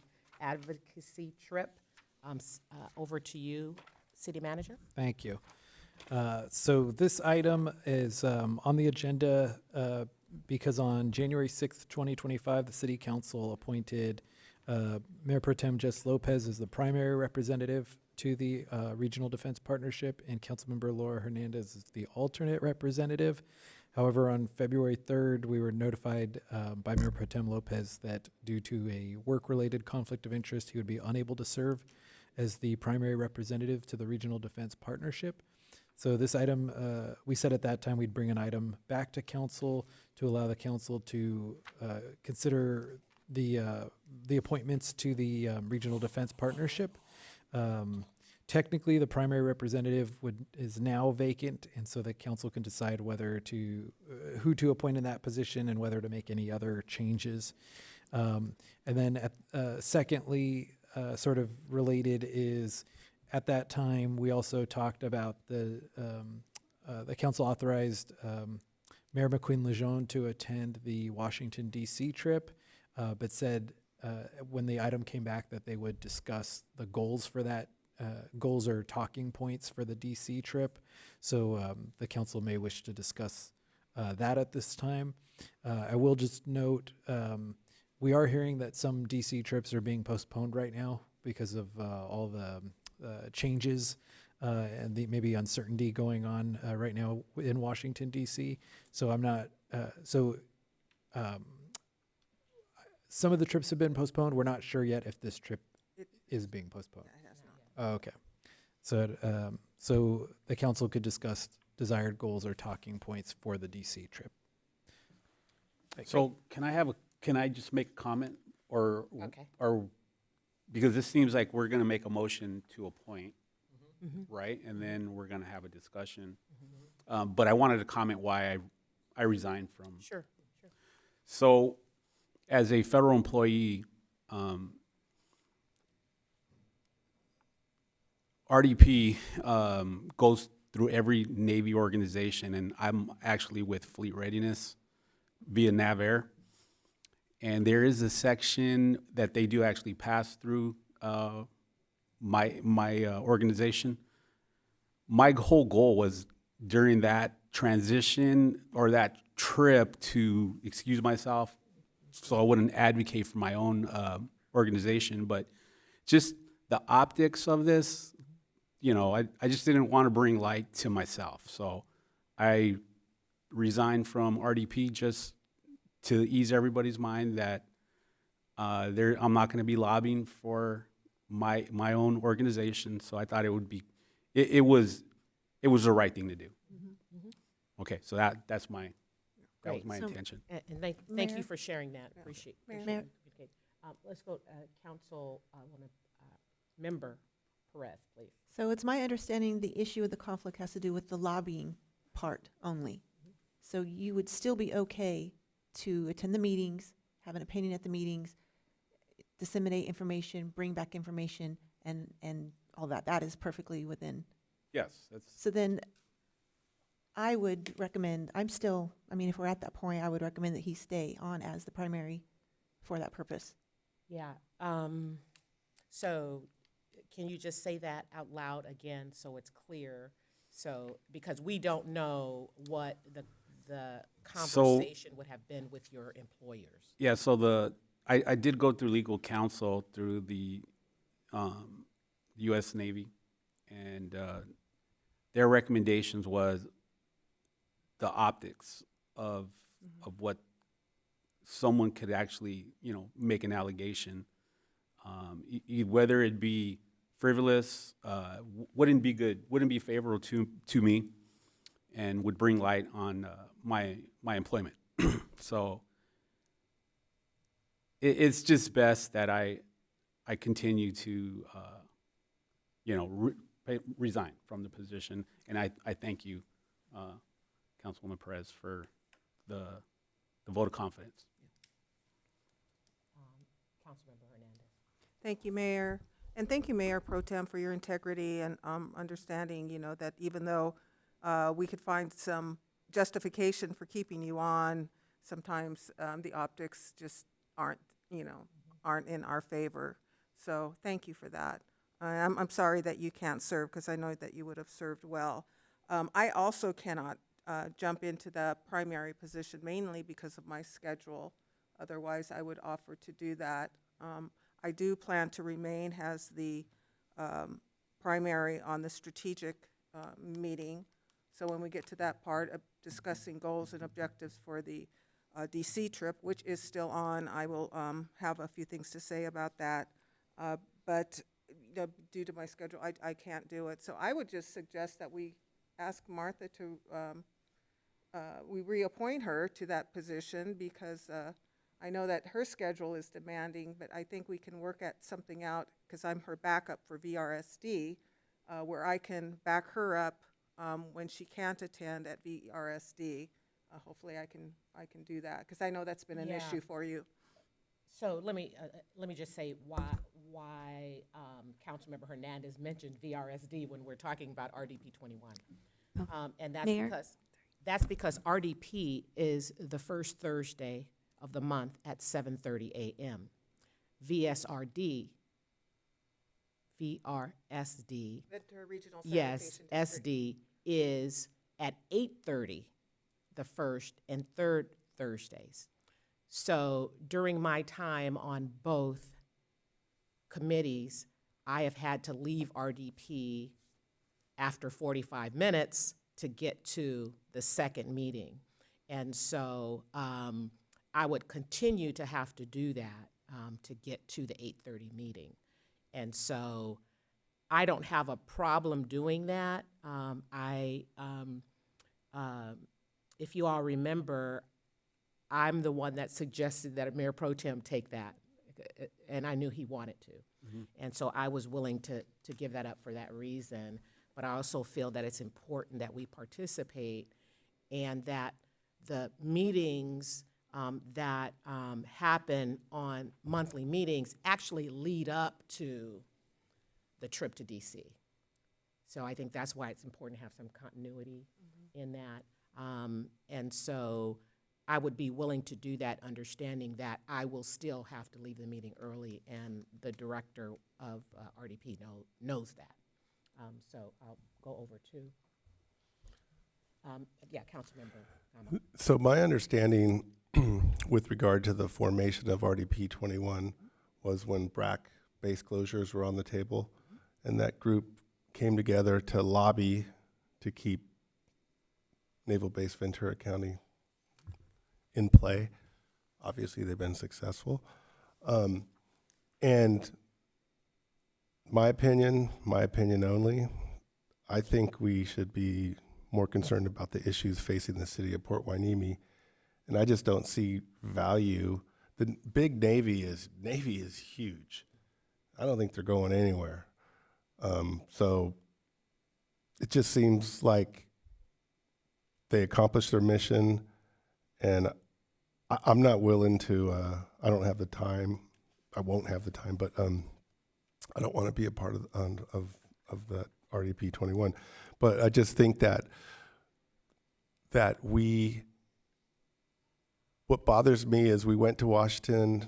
I didn't go to Washington, but all my other colleagues went to Washington, and we still got this dredge problem that we can't seem to pin down. We can't get the funding's there, but now we got the State Water Resource Board. We got the Army Corps engineers showing up late, and to me, that's our issue. That's the only issue that we should be focusing on in Washington. Like I said, the Navy, they got their priorities, and anyway, so I just want to see us never be in this situation with our 2-year dredge cycle again. I think it's in an era of bringing daylight to wasteful spending. This expenditure, I can't think of any other federal expenditure which is more prudent, justified, value-added, non-wasteful spending. And yet, for some reason, every 2 years we have to go through this dredging dance, beg, plead, and for our sand. And just so you know, we came up 1.4 million cubic yards short. And so then next meeting, we're going to try and figure out how to make up that deficit. So when I think of Washington, I think of dredge. So Dredge we're only. kind of veering Hold on, off. hold Yes, on. we are. Yeah, hold on just a second. Let Councilmember Hernandez go. and then Yeah, we'll I come just back. wanted to know how we were going to proceed with the discussion on the goals that we're going to take to DC. Because I think, do we need a motion now to recommend that we reappoint I would the mayor? Yeah, I would Okay. suggest starting with the And then we motion could for discuss the reappointment and then the goals? goals. Yep. So I'd like to make the motion to reappoint Mayor Dr. Martha McQueen Lejeune to rejoin the Regional Defense Partnership. Second. As primary, yes. Okay, any other discussion? Did you have something? you I wanted- did. So, to his point, to Councilman Gama's point, there is value. Some of those agencies are not able to advocate for themselves as their federal employees, federal organizations. An example, some of the roadblocks that they encounter, they're able to, RDP is able to lobby for them. They brought the Coast Guard to Point Mugu, which was a huge win. Not only thinking about the base but some of the other activity that happens in and around our city, which brings people, brings revenue. So I see this as a great partnership. Our city is made up of a lot of veterans, and they work on base. So you bring more money into those bases, which creates jobs and opportunity. So I see this as a viable partnership. It's strategic. That's all. Okay, great. Anyone else? Are we on goals now? We can definitely, let's go ahead and can we take a vote on? Yes. Let's take a vote on. Okay. All in favor? Aye. All opposed? Hearing none, motion passes unanimously. Great. Did you have something? City Manager, okay. So now we can move to the goals. Do we have that as a presentation, or we just need to look in our? Yeah. Can I, while you're doing Yes, that, can go I right ahead. comment? So, in preparation for the trip to DC, they have begun installation meetings with a group going around to each installation and discussing vulnerabilities, points and areas where they need financial support. One of the places that we went to was Coast Guard, and the air station that is there now, providing services to our community and to the region, is there as a result of RDP. So that's just one of the things that come out as a result of our visits to DC. Those issues, those projects that we identify from these installation visits are put into a white paper, and then the white paper those are our walking statements that we use when we go to visit the base personnel, the representatives, secretaries of various departments there in DC, and discuss those. We discussed those items with them directly. So we're about done, I think, with the installation visits. Martha's been, the mayor, excuse me, has been attending those. I've attended a few. And then we have a meeting, a strategic meeting on Wednesday morning, which will come together and we'll assess where we are with our white papers and determine whether or not there's any additional issues that we want to take to DC. So right now, we have the issues identified for most of the installations. We can inject something that we want to add from the city's standpoint, so I hope that we can have that discussion here tonight. Herein lies my conflict here is like, you know, we should be advocating for our city Well, this is first. the time to discuss that right now. What Oh, would you thank like you, to advocate? thank you. And so, like, we're hearing about, you know, what the Navy needs, and what about our needs for our city? And I don't see RDP 21 addressing our needs. I mean, Well, I'm you know, it's- speaking, we've thank you. had- Go ahead and finish. Thank you. Anyway, so I just want to make the point that Hueneme first. We need to look after our city. Thank you. 10 years ago, maybe a little longer, we were watching Surfside Drive fall into the ocean. Completely preventable. And, you know, we're going to go to Washington. What is our plan to speak to the stakeholders so we're never in that position again? This is the greatest example of non-wasteful spending, yet we seem to have a problem getting it rolling every couple of years. And so that's my point. I don't ever want to be in a position that we are in right now. We have the funding, but we have joint meetings with the port, and there is a lobbying trip for that specific task. I think you're mixing No, I'm not. apples and oranges. If I I'm could just speak- telling you right RDP is- now. Hold on. RDP Wait, is not Okay. lobbying for that. It's lobbying for. But who's going to lobby for us, for We our are- city? Okay, okay, let's stop for a second, take a breath, one at a time so we can hear everyone's comments. So were you finished, Councilmember Gama, with your comments? No. Okay, go right ahead then. I want to make the point. It's not This- germane Hold to on. the task. No, it's germane. You know No, what? it's not. You know what, Mayor? Look, Please, Mayor. hold on, everyone. please. Everyone stop talking for a second. Councilmember Gama, finish your statement. When you finish, we're gonna go to our Mayor Pro Tem for your comments. Take your notes so you don't forget anything.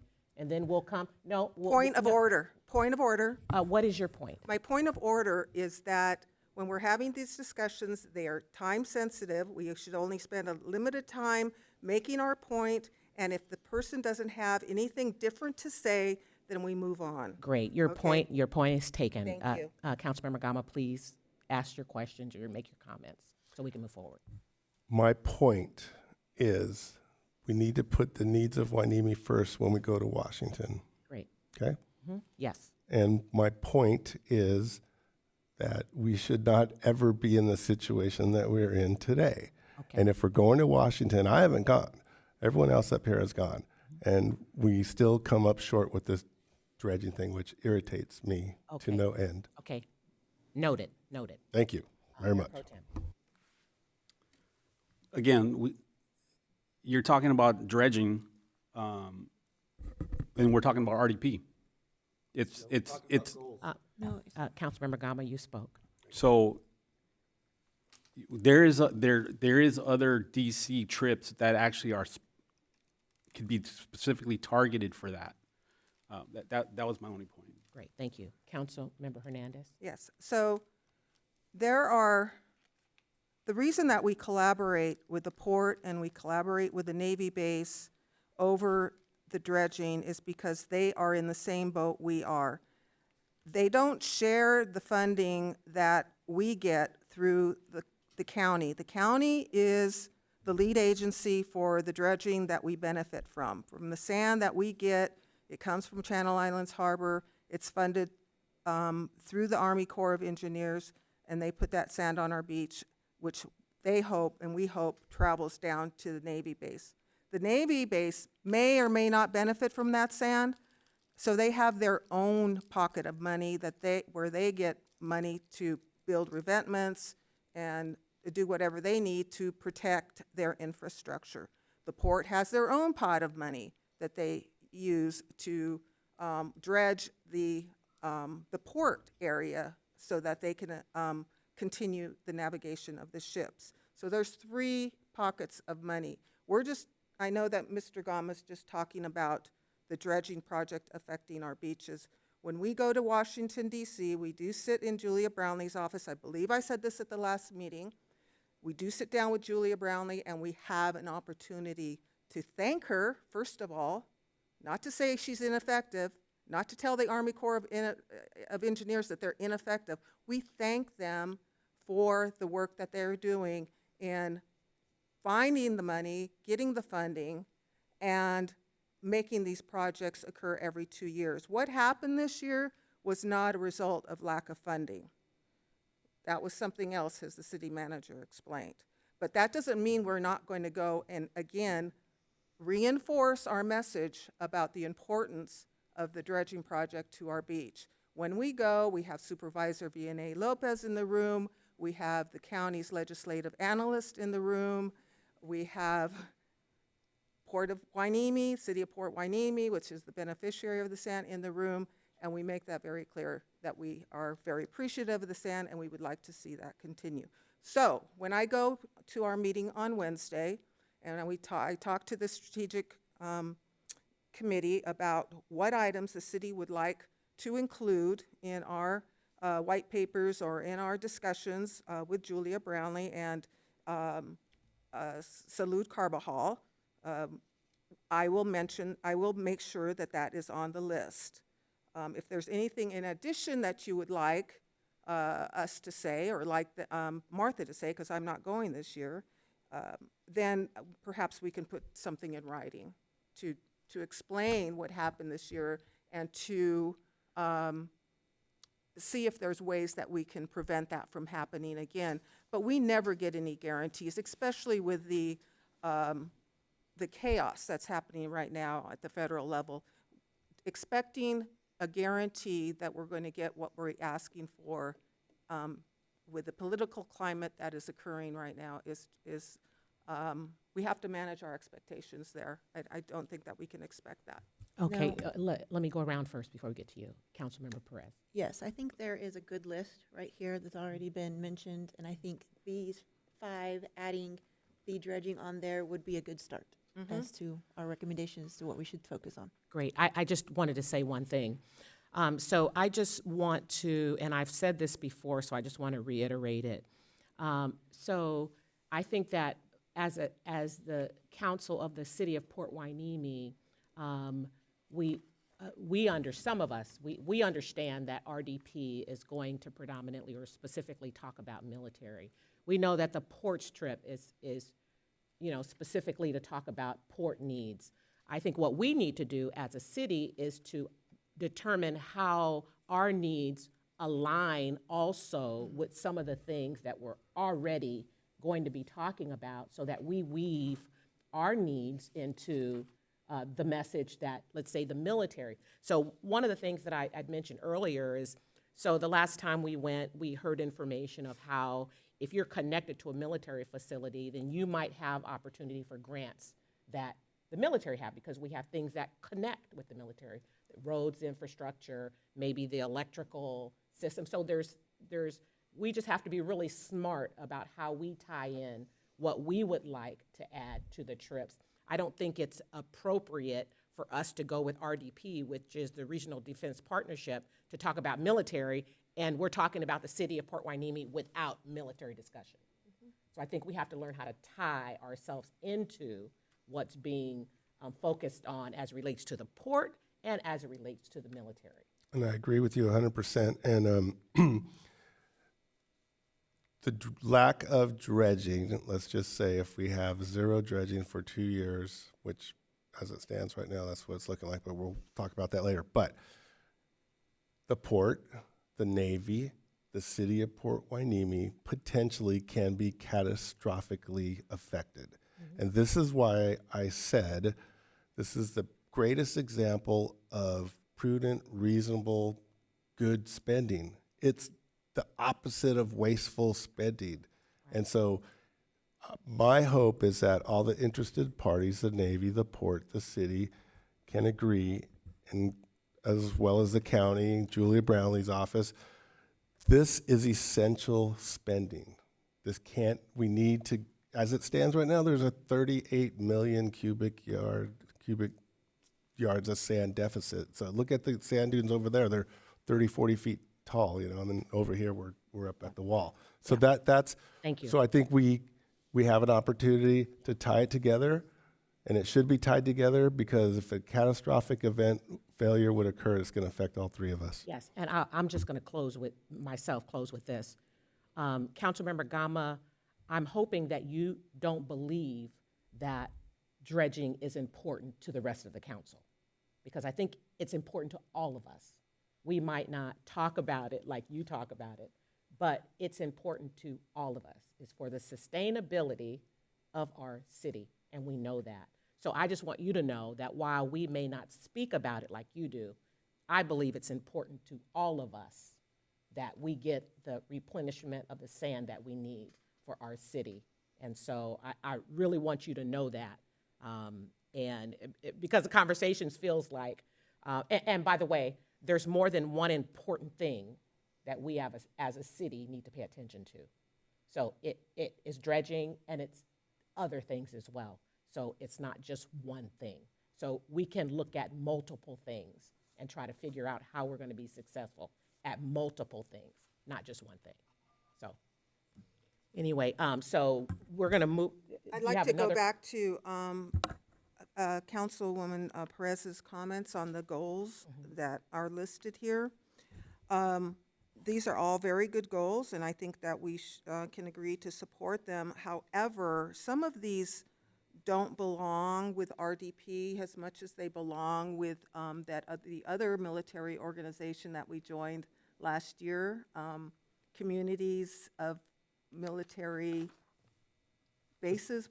You are the primary, I'm the alternate. What is the name of it? Association of Defense Communities. The Association of Defense Communities. I think that's a better forum for addressing some of these issues, such as traffic improvements, bringing the base and city communities together, collaborating support service. Well, actually, no, that does go to RDP.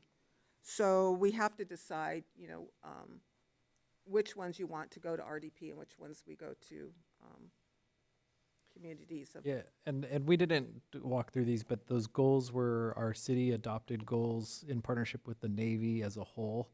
So I do think maybe item 1 and 2 on that list probably are not appropriate for RDP.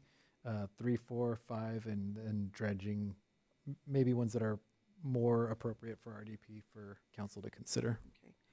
Okay. And then would it be possible, in case they ask on Wednesday, to get a written description of what occurred this year regarding the dredging? Maybe the county has. Yes, we wrote a letter to with Congresswoman Brownlee's office a couple months ago, where I believe we laid out sort of the problems that we were running into. So I think we could just provide that, and I think it has the background. Okay, I didn't see that letter. I would like to see that, if we could, please. Yeah. Okay. Any other comments? This will be on our next meeting agenda, right? To debrief on this year's dredge cycle process and where we go in the future, right? The dredge, yes, Correct. will be on the next agenda. Okay.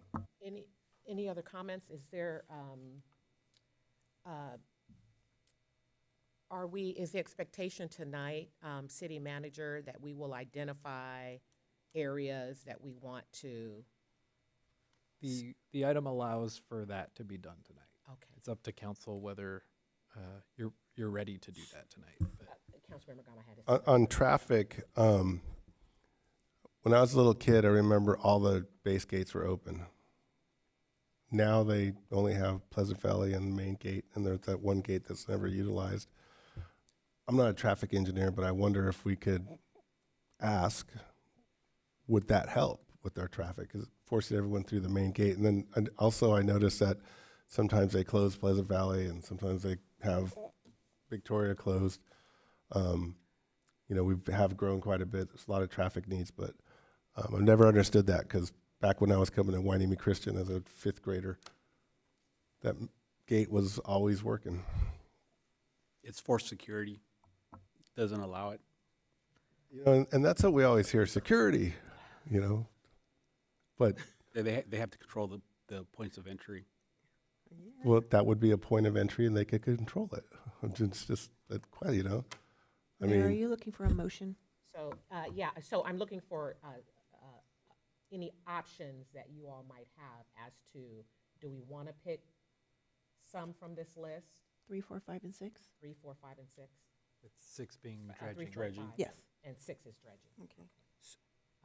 Any other comments? So, yeah, my comments are that on Wednesday, when I have this meeting, I will share the number 3, 4, or 5 and the dredging with the committee, but the 3, 4, and 5 is somehow going to have to align with, I'm going to have some specifics on what it is that we want to lobby for, and we'll also have to see if it aligns with what we're taking already. Okay, so number 3 does specifically, the last sentence calls out streets, water, wastewater, other resources are mutually beneficial, so we Right. can determine what that is. Yeah, so they actually, our visit last year produced the monies for that huge wastewater project in the Conejo Yeah. grade, yeah. are we including number 2?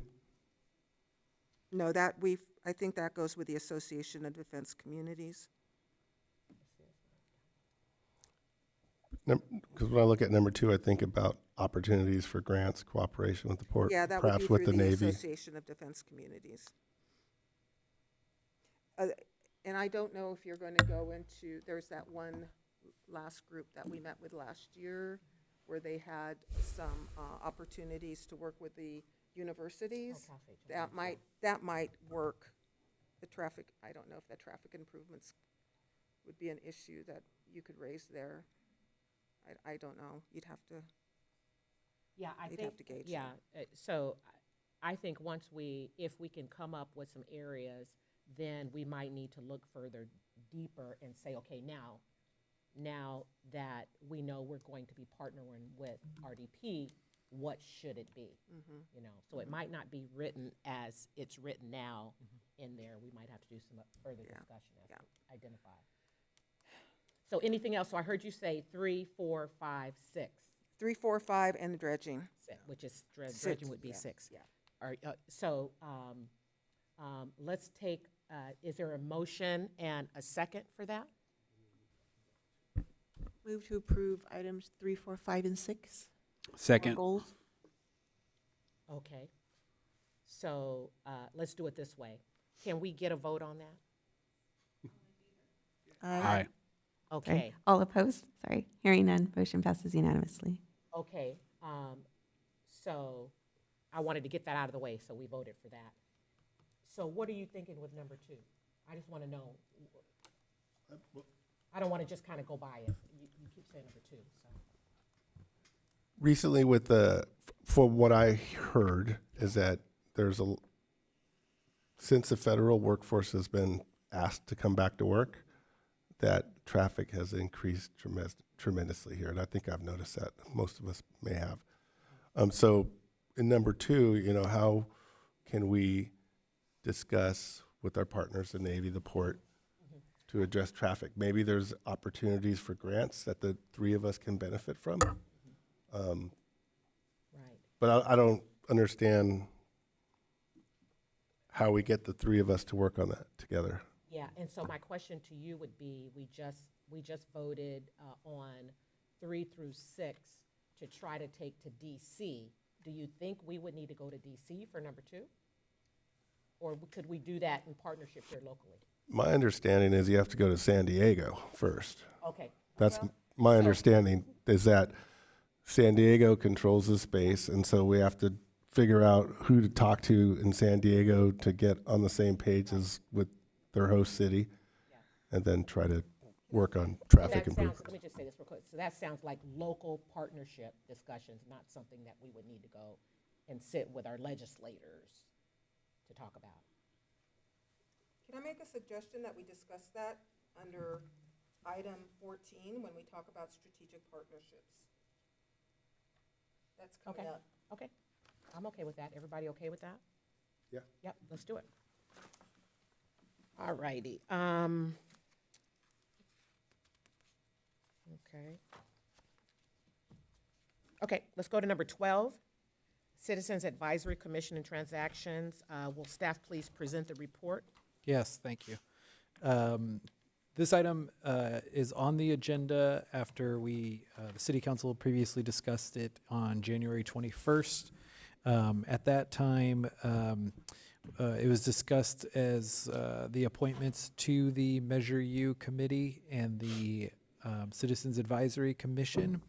While we had that discussion, it was we had an applicant, one remaining applicant to the Measure U committee that the council was considering that had already served 2 terms, and that led to a discussion of term limits and sort of a question from council of why Citizens Advisory Commission doesn't have term limits, but Measure U committee does, what that history is and rationale, so that the council can consider whether a change should be made or whether that should be continued.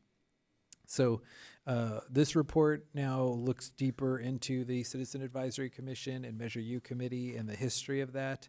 I think really in summary, the city has a city code that establishes commission appointments and different regulations related to commissions.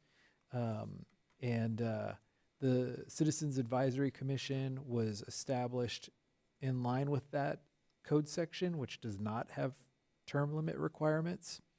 But later, when the city approved the Measure U committee in 2019,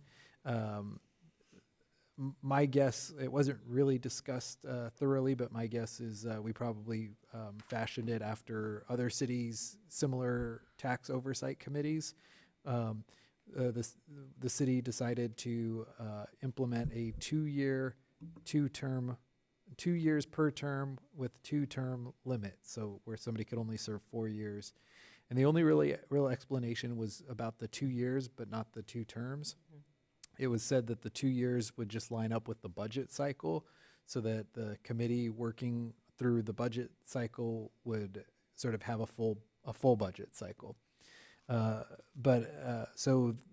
the 2-term limit was placed, but it wasn't really discussed thoroughly of why that was in place. And so council has options, really don't change anything or change one of the commission, either the Citizen Advisory Commission to be more like the Measure U committee, or the Measure U committee to be more like the Citizen Advisory Commission for consistency.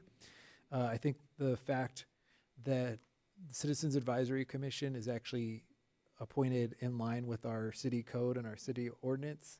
If we were going to change that, it would require a code change, which is more use of resources, more use of staff time, council meeting time, because we'd have to bring a code change through. So all else being equal, the Measure U committee was just adopted. Those term limits were adopted by resolution, and that could be changed fairly easily.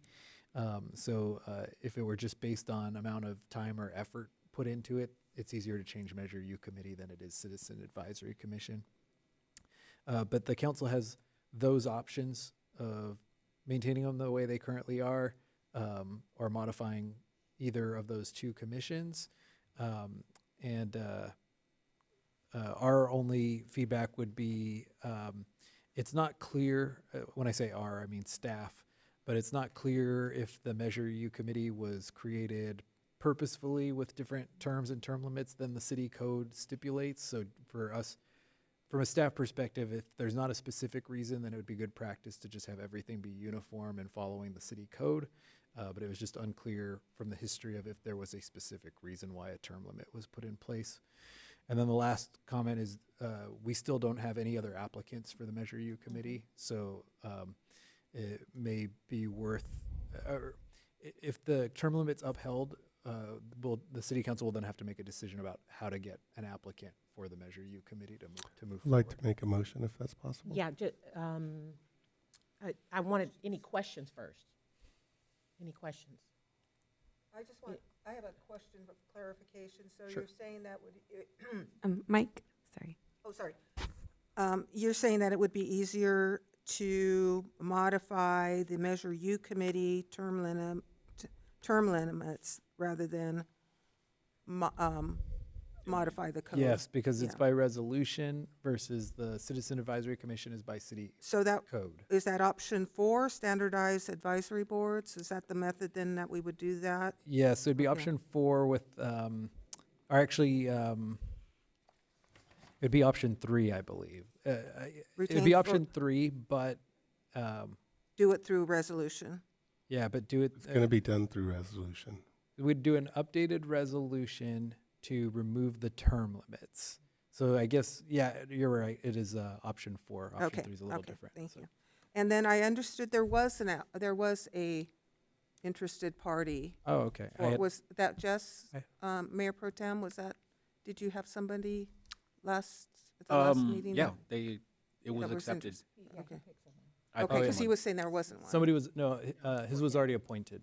Mine was, yeah. Oh, okay, okay. So there's no, there's only one current person. Okay, okay. Unappointed. Right. Oh, I Yeah. didn't know that happened. Okay, Yeah. all right, thank you. Yeah, and so, a city manager, so based, I don't know if you've talked to anybody in the finance department, but there's no question or no input as to, you know, what makes sense as it relates to Measure U about terms or anything like that?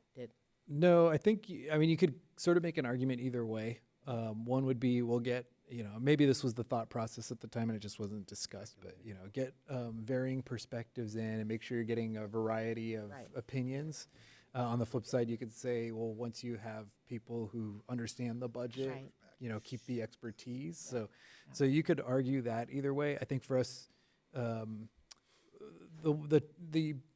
big challenge is we don't have other applicants. So you know, it's not a situation. I would say if we wanted to go with that first option of, well, let's get more voices in the room and let's do all that. Well, you need more applicants to do Right, that. right. So that's, you know, it's kind of a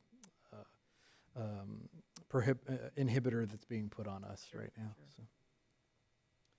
So from a staff perspective, I think, well, and this is the case with all commissions and committees, we'll work with whoever the council appoints. And Sure. so- And so, if you don't mind, let me just say this real quick because I had some comments last time. Sorry, Mayor. I had some comments the last time, and I was able to kind of do some thinking through that. And so, and then I kind of thought about the experience that I had when I initially came onto council, and I didn't know anyone. Right. And I said, "Who's in it now?" And they said, A, B, C, D. And I said, "Okay, that person's good," right? Yeah. And I think that that's what we get. That's naturally what happens. And so, even like you think about the CAC, I guess if the person that I picked, maybe the person, a new person would not want that person, right? And so that person would transition out, but maybe the person would. And I'm just kind of talking out loud. And so that's like 8 years later, right? Yep. Because if it's a 4-year term and there's 2 terms, that's literally 8 years that someone can serve. Yeah.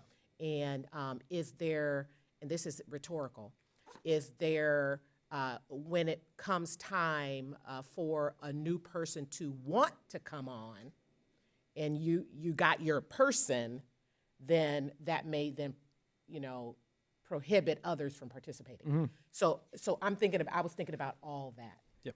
But I will say, I currently, we're not voting yet, so I'm not going to make that statement at all. And if I could just note Yeah. to that, because that's where, I think that's why the CAC, Citizens Advisory Commission, follows the city code, because that section essentially aligns it to each council member. And so if one council member steps away, and this is how CAC works, is one council member steps away, their term ends, then the incoming council member would decide whether to continue that person or appoint their own person. And so That's what we meant when we said that the option would be to just sort of match that city code and what the CAC currently does. It's just the Measure U doesn't do it that way currently. Okay. Councilmember Gama? May I please make a motion now? Yeah, hold on, just make sure everybody has an opportunity. No one has a question, comment? I have a comment.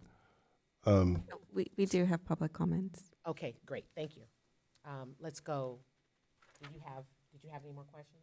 I just make a comment that the city manager stated it in 3 different times, and it was all makes sense to me, so I'd like to make a motion to go with option 3. We have public comments. Okay. Go ahead. Becky Bruning and then David Scrivener.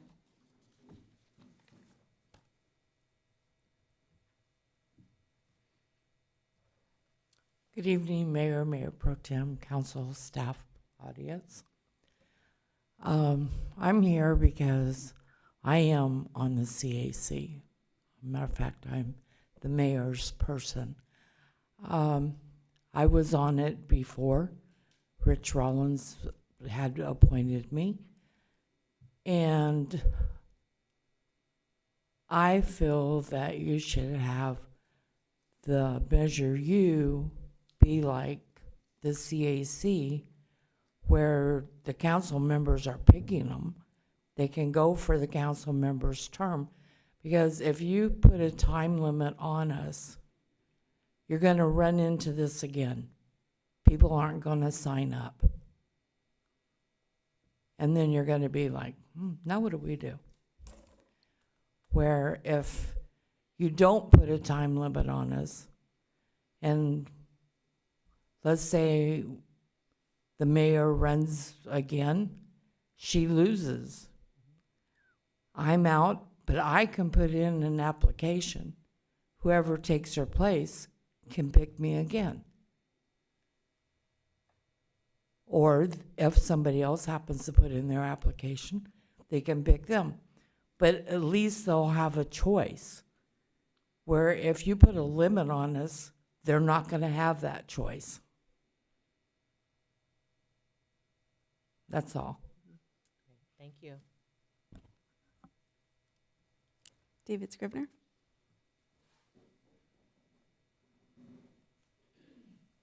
Good evening.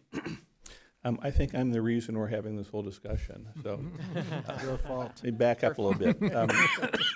I'm already over the time limits that are established. I was appointed in 2019, okay? I've been there for 5.5 years now.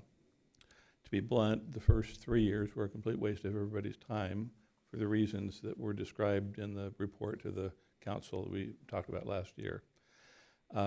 As far as I'm concerned, I'm quite fine with whatever you guys decide. If I'm term limited out, that's fine with me.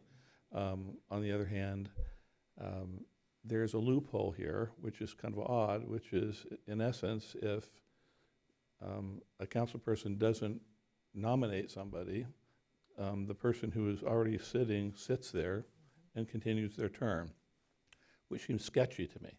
It seems to me what we should have is some sort of rule that says, here's what the deal is. You're here for 2 years, 4 years, whatever, and then your term's up, and if you can't get a quorum in a committee, I guess you have to struggle with that. So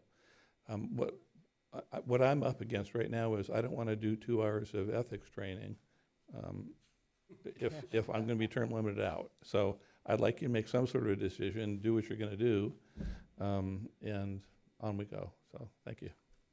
Thank you. Thank you. Can I make a comment? Any other public comments? That concludes public comment. Great. Yeah. So, yeah, none of us like going through the ethics training, but it's good training, and it's part of the requirements of being appointed on these commissions. So there's no getting around that one. So. Yeah. And so I did want to follow up, just one more thing, I promise it'll be the last one about this topic. So if you all recall, at the last meeting, the comments that I made specifically weren't about whether we wanted, which way we wanted to go. My comment was about, if we're going to have policy, we want the policy to represent what we're doing. If we have a policy, we don't want to just decide to do whatever we want to do, but then we expect our city, our residents, to do what's in the policy, right? So whatever the policy is, I'm okay with whatever it is, but I just want to make sure that we have a policy so we're not the ones going outside of our own rules. And so that's the comment that I made last. Can I speak to that also, please? Yeah, go right Okay, ahead. yeah, so speaking of policy, along with, you know, the ethics training, there's also our policy and procedures that we have here for our council. And in the policy, it says that it applies to other boards and commissions. So, and that's not been enforced at the Measure U committee or the CAC. So if we're gonna have that policy and it's gonna have that statement in there that those policies about decorum, about distance, about conflict of interest, then we need to make sure that both committees are aware of the policy and that they've been trained in the policy and understand it. Yes. Councilmember Perez. Yes, I do. So, I mean, that's easy to say, but we don't even follow the policy on council. So we can't really be pushing that out on our committees when we don't do it ourselves here. But to the point is, there's not a lot of stuff that the Citizen Advisory Committee does throughout the year to really give them a chance to even advise on a council if they have term limits. And we need to give them more things to be involved with. They need to be more part of the conversation, but it should be consistent with us. I think that the council should pick their person, and then if they term out, it's up for a new application, or they bring in another person, depending on who's elected to council. And it needs to be consistent. Yes. Anyone else? Okay. Is there a motion? I got one. Go right ahead. Option 3.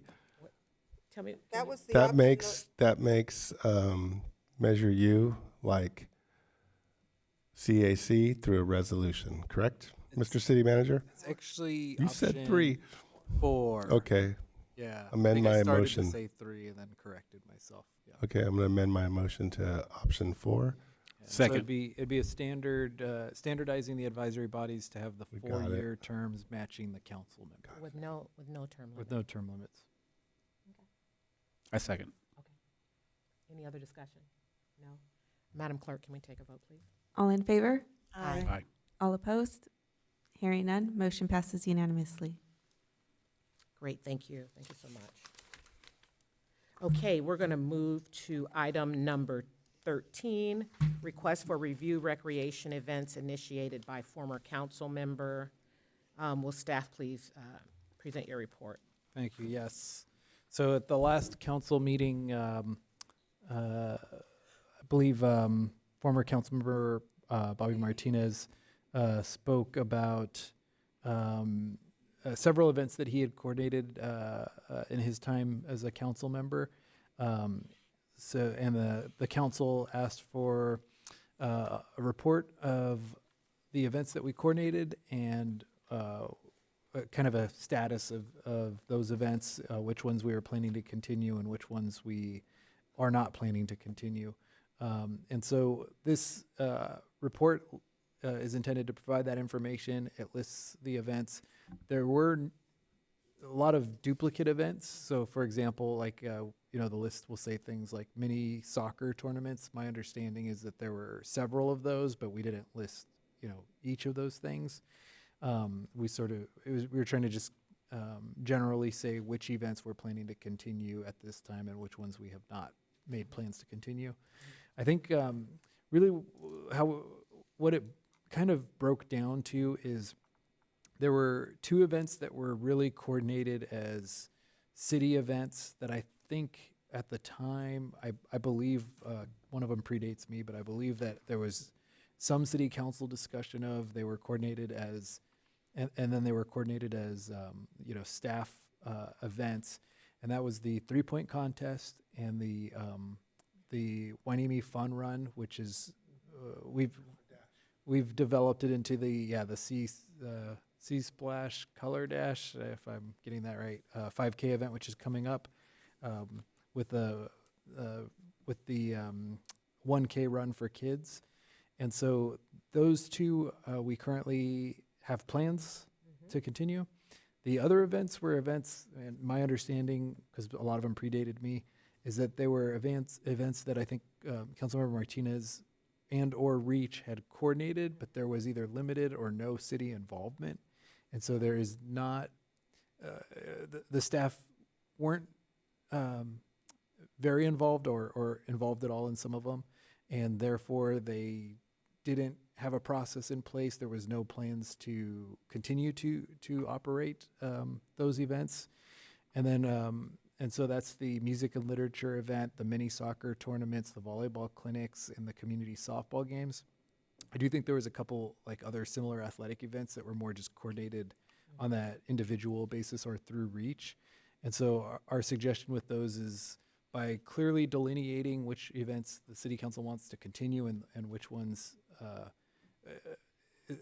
don't even want to say it's not that they wouldn't be continued, but it's basically offered back up to Reach or Councilmember Martinez to decide if they want to continue those events. So we recommended the 3-point contest and the fun run, and then offering the remainder of the events back to Reach. And I just wanted to note before closing the presentation that in the staff report, we note that part of why those are the ones we're focusing on is because we do expect this year to be a heavy recreation year. We are having a park grand opening and then probably a separate playground grand opening because we're doing both of those projects at Bubbling Springs. We have the library and mural grand opening, which our recreation department is helping the county with as well, and coordinating some youth events for that.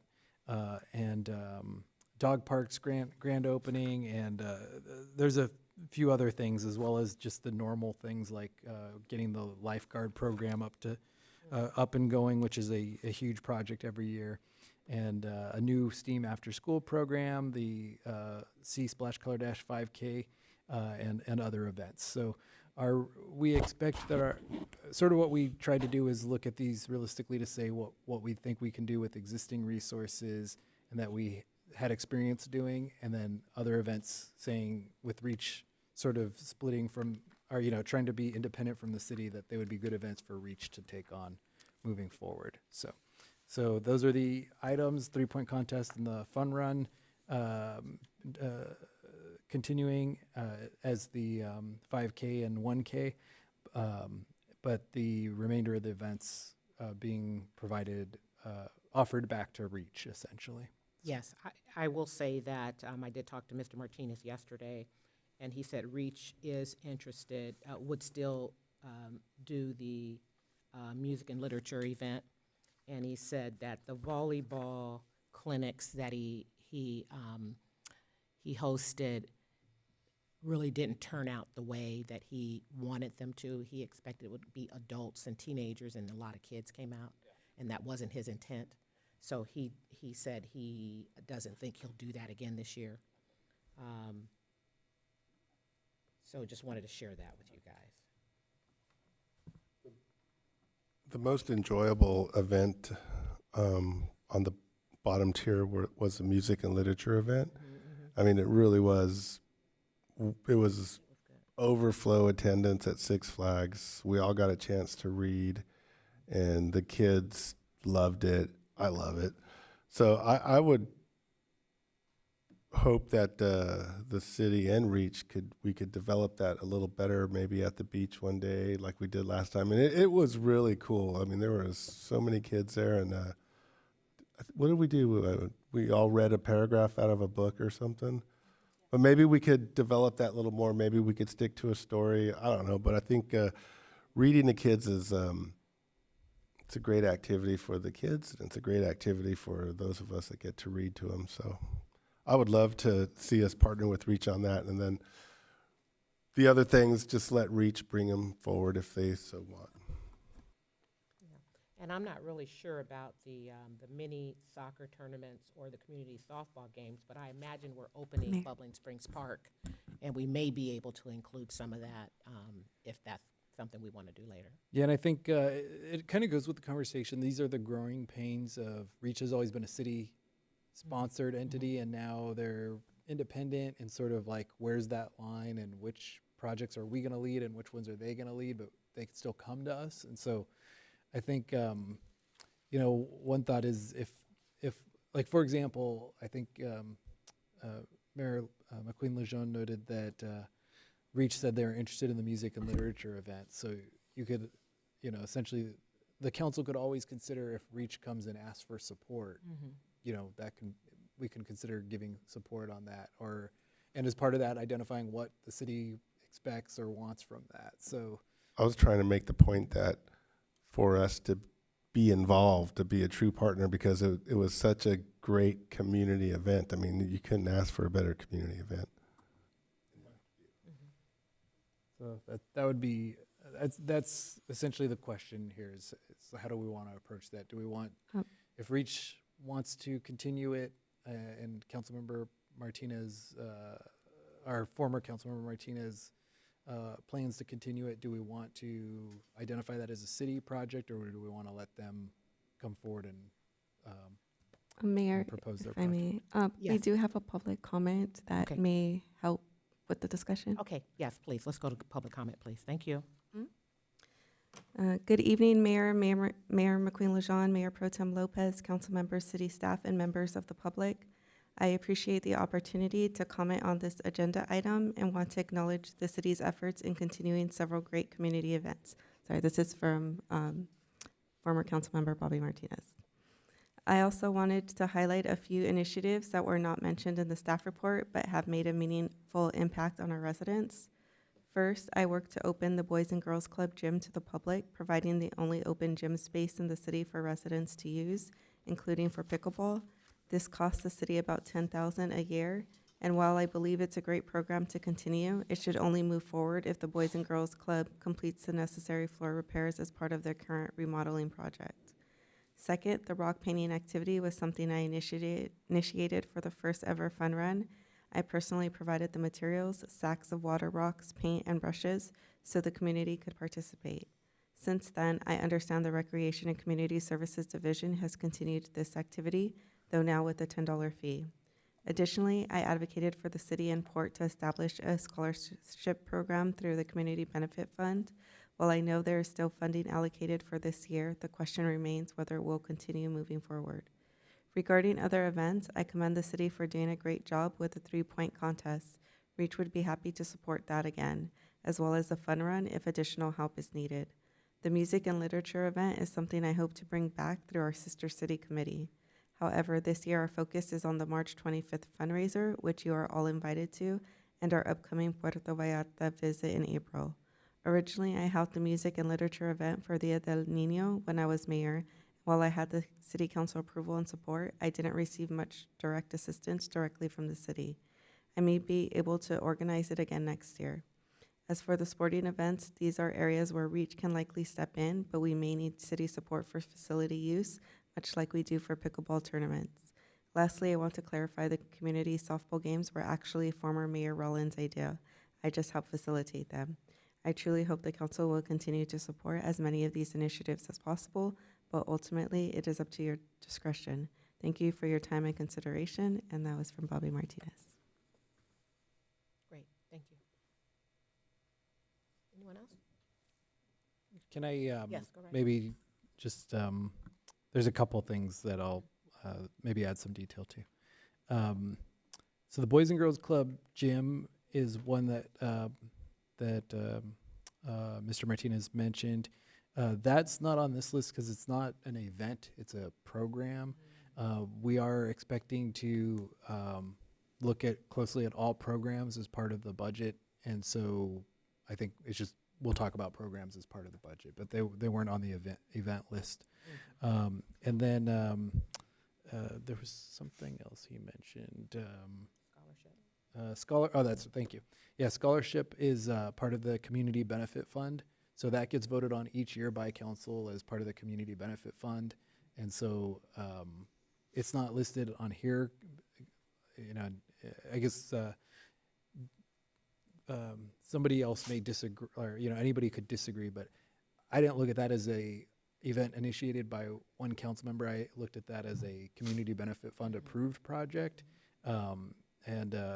I know Mr. Martinez was on the joint committee, so, you know, I think he was part of that conversation, but those always are annually reviewed and can be considered. So we didn't include community benefit fund projects on this list. So Mayor and Mr. City Manager, the Boys and Girls Club, to that comment, the floor is not going to be repaired. So I don't know if that impacts. okay. Their construction is not including the gym. the floor. Oh, the gym at all. Okay. No. All right. Yeah, that's, we were planning to have a follow-up conversation with them and see kind of where they were at too, because it was a test program, and part of it was going to be asking the Boys and Girls Club if they if they felt it was successful and if they wanted to continue it too. So I don't think we have since I'm on the board, and that's Yeah. why I'm saying we we did not have a problem with it. But if Okay. it's dependent on whether the the floor is flooring. going to be repaired, Okay. that's not part of the construction. So we'll bring that. My suggestion would be we can bring that back as part of those budget discussions with the status update then. So this action is to Mayor? provide direction or, provide recommendation to the city manager. Anyone have any recommendations? As it relates to all the items? You talked about one item. Yeah, that's kind of like my suggestion is like, I would like to see I'd like to see us develop that program. It was highly successful, and I think it's good for the community. Okay, anyone else? Yeah, the comment- She yeah, had her go ahead. hand up. Councilmember Hernandez. Yeah, I just and then- wanted to ask the city manager if he captured the comments from former Councilman Martinez's public comment and was able to kind of decipher which ones you wanted to recommend and which ones we'll leave to reach. Because I wasn't following it that closely. I'd like to know what your staff recommendation is, Yeah. I guess. Our recommendation was, and I'll explain the reason why, but our recommendation was to continue the 3-point contest and then to continue with the 5K and 1K and health and wellness event. The reason why, again, the reason why we didn't recommend staff continuing with the music and literature event is that the staff wasn't really, my understanding, it was before my time, but was that the staff wasn't really involved in the prior event and wasn't really prepared to continue it. And I think that, there was no prior event, and I think he said that Sister City was gonna lead it again, so Yeah. perhaps we just tell them that we would like to be part of it and ask them to come to council and invite us to be part of it, if that's what they want. Or to propose, basically they could propose what they would like what role the city could have and if there's any sort of partnership there. Right. So, but that's the decision for council. Okay. But that's why we didn't have it on our list. Because I would support that recommendation. Have anything else? No, that's it, thanks. Councilmember Perez? Oh, it was already said. He said he wanted the children's for Sister City, so I was just going to make mention of that. All right, thank you. Anything else? Nope. Okay, so is there a motion and a second? Let's try it one more time. Move to approve staff's recommendation of events. Second. Roll call, please. Councilmember Gama? Councilmember Hernandez? Yes. Councilmember Perez? Yes. Mayor Pro Tem Lopez? Yes. And Mayor McQueen-Lejeune? Yes. Motion passes unanimously. Thank you. Let's move to number 14, strategic partnership. Will staff please present the report? Thank you. This item is on the agenda today to allow the council to discuss. There's been some ideas for either a roundtable meeting, a joint meeting, or potentially a series of meetings with various strategic partners for the city. I think I wanted to start by just noting that we've gotten good feedback from key partners that at a staff level, we are working together and really developing those partnerships, and we've really put an emphasis in doing that, and regular meetings with our key partners, sort of staff to staff. But earlier this year, February 3rd, when we discussed, the city council discussed the idea of doing that at a elected official to elected official level, or some of these potential partners don't have elected officials, so or something similar in those situations. But that can take sort of various shapes. It could take, and like I said, we had already discussed a couple of options, like either a roundtable meeting with multiple partners or joint meetings with, individual partners. So this item's on the agenda to allow the council to discuss, but there are there's a few questions that I think staff would need some direction on to move forward with, or as we discussed in the report, that the council could identify maybe a working group to work out, including things like what agencies does the council want to include? Is it one agency per meeting, multiple agencies per meeting? Which agencies should be brought together? Which ones should be brought separately? Who to include from those agencies? Just as an example of why that's important, if, for example, the city council meets with the school board, then we have to make sure we're noticing both entities in accordance with the Brown Act. Vice versa, if we're meeting with the Navy representatives and they are not elected officials, then that they wouldn't necessarily have a noticed meeting, but we would have to have a noticed meeting. Or if it's less than a quorum of representatives, then that would be a whole different situation. So those are the things we have to work through. The structure of what that meeting would look like, agenda topics, potential topics, because if it becomes a Brown Act meeting, we have to have a set agenda and identify topics. And then obviously there's even just logistics, things like what time of day do we want to have the meeting? Is the intent to maximize public participation, in which case we might want to have certain meetings at a certain time, all of those things, or is it intended to be more of a working meeting, and maybe that isn't quite as critical. So these are just the questions as we started to really talk through, like, what would these meetings look like? There's a lot of questions we have to answer to know how we would move forward with these meetings. And so, as I mentioned a moment ago, one process I've seen is the council could say we want to have a working committee of 2 council members who go out and try to put together a proposal for what this meeting could look like, and also reach out to a representative from that agency and see if they would be amenable to having the same thing. Because, for example, if we meet with the school board or even the board of directors, we're talking about essentially 10 people that would need to agree on, or at least a majority of those that would need to agree on what that meeting would even be like. So it's one of those things that we've talked about, that the Brown Act is not here to make our lives easier. It's here to make sure that things are transparent. And so we have to figure this out and then make sure that we're having the meeting in a Brown Act compliant way. So there's some details we need to figure out. May I? Yes. Early on in Council Member Hernandez and mine's first term, we had a joint meeting with the Port of Hueneme, which was Brown Act. I thought it was really good.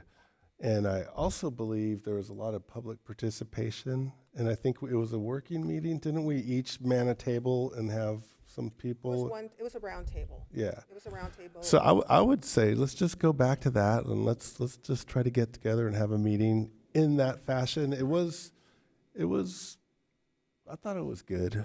I thought it, and It was all electeds. yeah, and I thought it was really good. And I think it may be argued, it's uncomfortable, and yeah, it probably could be a little bit uncomfortable. But I think if we were to maybe do it once a year, that we would really develop that partnership, stronger, elected body to elected body, talking about the issues that we share.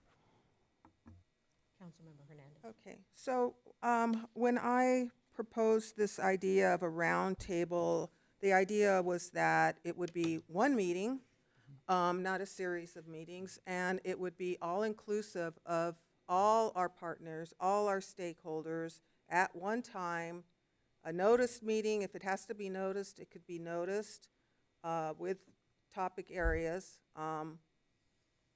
and ask for maybe 1 or 2 representatives from each organization to come. This council would do the invite, and we sit down and we talk about issues that are of concern to us. Climate change, other environmental concerns, perhaps the dredging,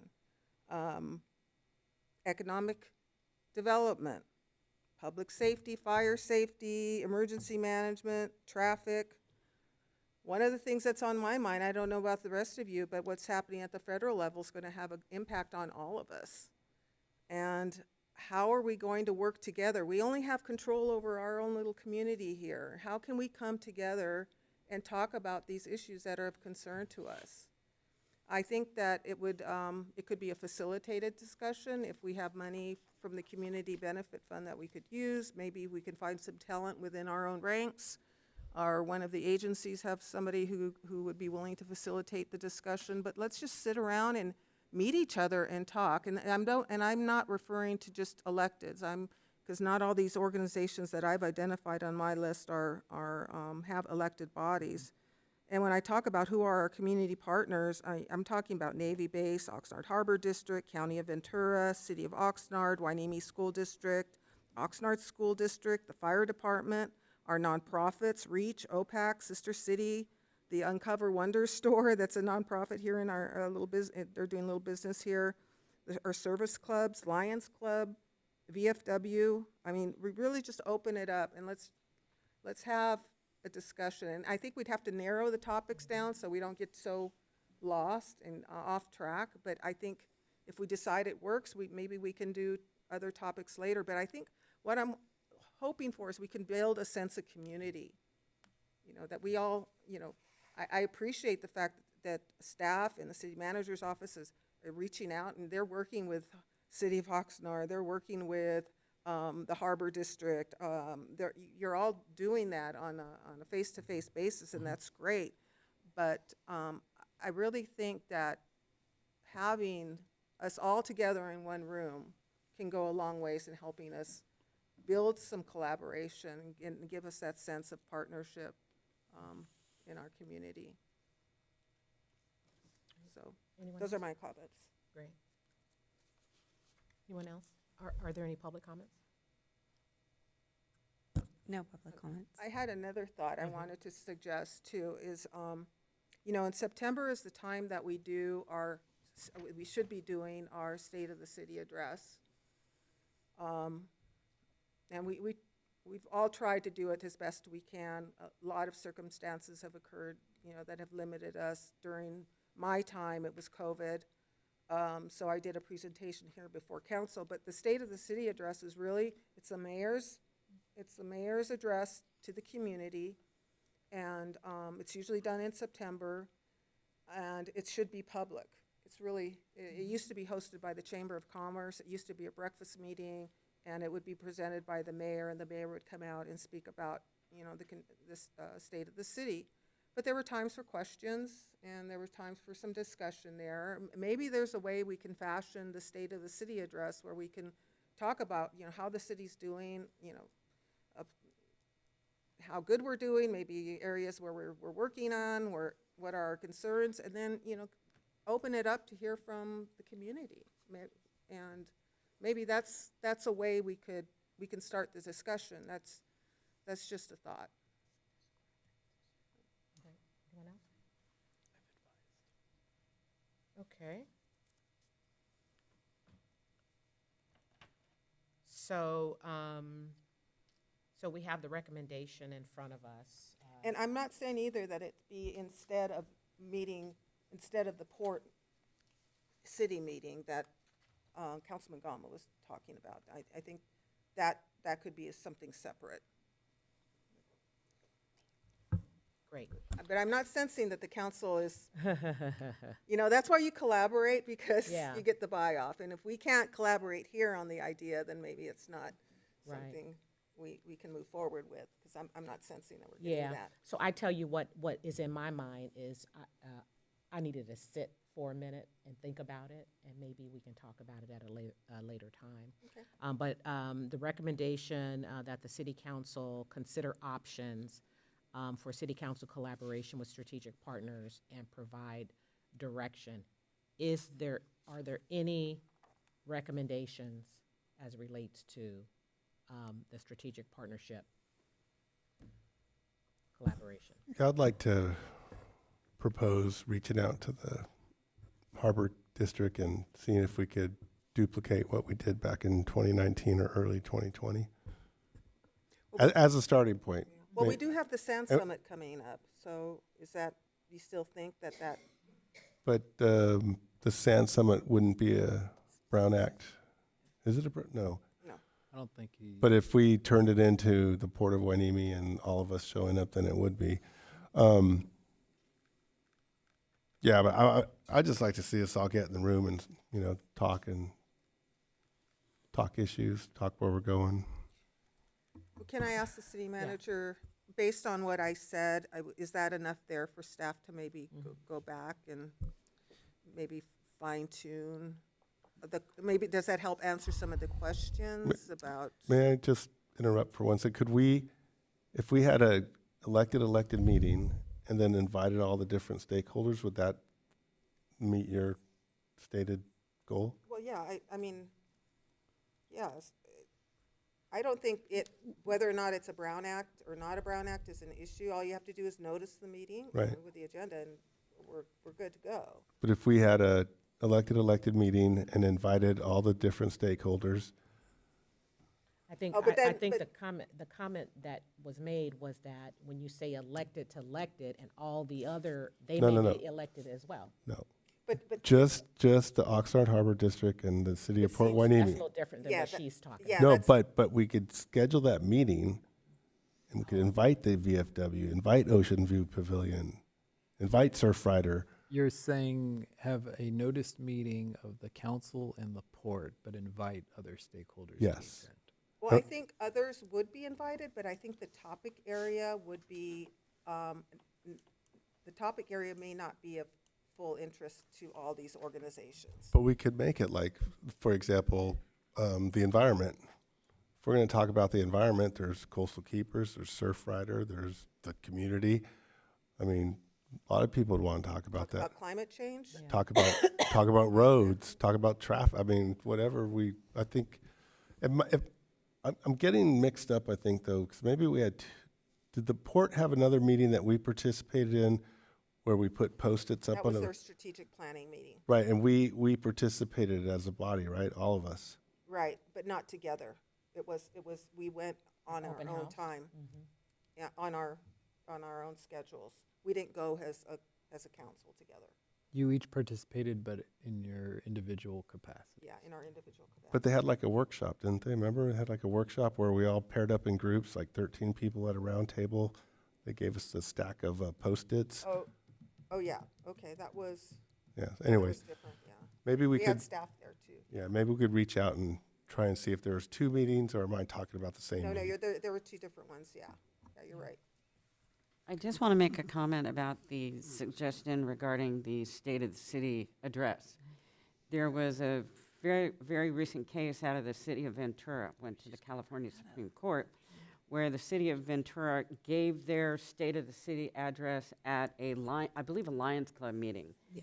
And what the Supreme Court ultimately determined was, even though the Lions Club members are paying, to go in and have this breakfast, it still needed to be agendized.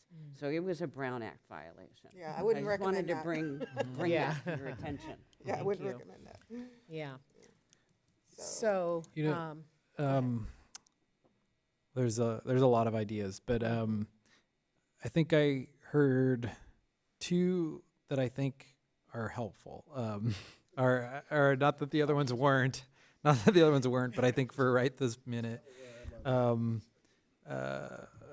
Mayor McQueen-Lejeune, you had said that you were absorbing it and you were thinking and you might need some time to think. And I do think, I think that was the challenge, even like writing this item, is there's so many different directions we could go with it that I think having like this initial discussion and then thinking and then coming back and making some decisions, I don't necessarily know that the more we talk about it, I don't know that we're ready to solve it tonight.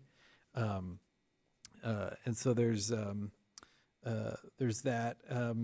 And then I think, the comment about the community benefit fund, potentially, which, we have to go through that process, but the idea of if we were going to do a joint meeting, actually having a facilitator in that community benefit fund, that's also a good way for us to fill out from the port if they support having that idea, or, having that meeting, because we'd all have to agree to put that into the community benefit fund. I think that could be good, and I do think that's one of those conversations that, for the benefit of everybody, it would be good to have a facilitator, and so that it's just, a person leading the conversation. It's not perceived as being, skewed in one direction or the other. So we could kind of have this initial conversation, take some time and think about it, and then decide if the CBF is going to come back to the council in a couple months, so the council can decide at that point, do you want to proceed with that process as with the facilitator as a community benefit fund proposal to the port? Right. So. Okay.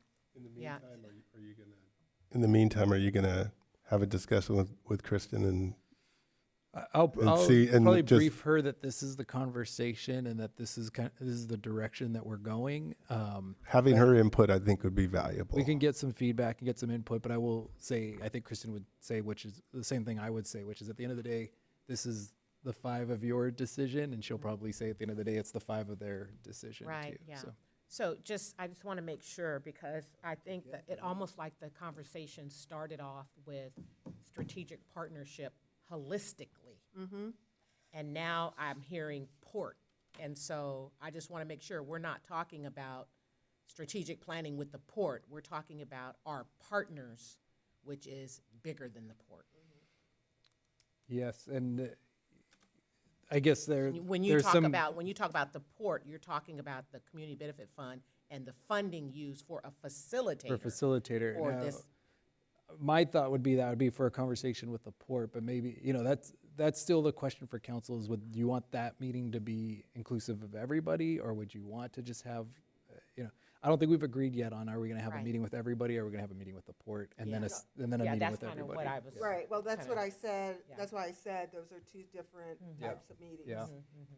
So what we could do is bring an item back in a month to make that decision, and then we'll have direction for both of those answers, I think. Yeah. So- I mean, Perhaps you could go back and look at the meeting that we had, so that because it was a joint meeting, it was Brown Act, we're all at the table, and it was When you say we were all. the who's port all? commissioners and city council, yeah, all 10 of us. So it was. Full a board, port. full It was a council. joint meeting, yes. So if we bring an item back in a month to kind of come back with that conversation, we could Yes. recap how that meeting was operated and see if that's how you'd want to propose it. And if I could just say this one more thing, I think the more I think about it, the economic, we just adopted our economic development plan. I think economic impact of what's happening at the federal level, economic development for the city, I think maybe that's the topic. Maybe that's the Say that topic. again. Yeah, and Economic development. Okay. And And the we- economic impacts of the federal policy changes. we do have an open conversation still that we need to schedule with the port But this is about. for everybody. Oh, okay, everybody, okay, Yeah. got it. But the conversation with the port is using some of the community benefit fund for a facilitator for the whole community approach, all the stakeholders. So I'll add note that I went to an event where I was with the base commander at a Military Youth of the Year dinner where we nominated for the Boys and Girls Club. And he did, I'll have to call him out on this, he said, anything that we need, anytime we want to get together, just reach out. So he made the first introduction. Made the mistake of offering. Okay, so based on what we've talked about, is there a motion? Just a motion maybe to send the topics back to, the ideas and topics back to staff to massage and Yeah. come back with maybe some ideas. what Okay. Staff thinks is We can do a doable. couple options. Is there a second? Second. Okay, we get a. All in favor? Aye. All opposed? Hearing none, motion passes unanimously. Great, thank you so much. We are getting there. We'll go to our city manager for any comments or Yeah, reports. thank you. Thank you. I have a couple of slides, but before I do that, I don't have a slide for something we just wanted to announce. We know that we get a lot of questions from the community. Thank you, about the status of Surfside Motel, and so we wanted to just note the latest update on that project is that the city has retained the services of the Civica law firm, and in particular, attorney Matt Silver, who is an expert in the area of distressed properties and working with cities to compel property owners to bring properties up to code. And we have obtained his services to work to address the issues at Surfside Motel. Mr. Silver has worked with other cities in the region on similar issues and with the same ownership group. And so we are looking forward to him working with the city and representing the city to help move this project forward for the benefit of the whole community. And so we expect with that announcement, we're working diligently, and we will expect to have some further announcements as we make progress in that process.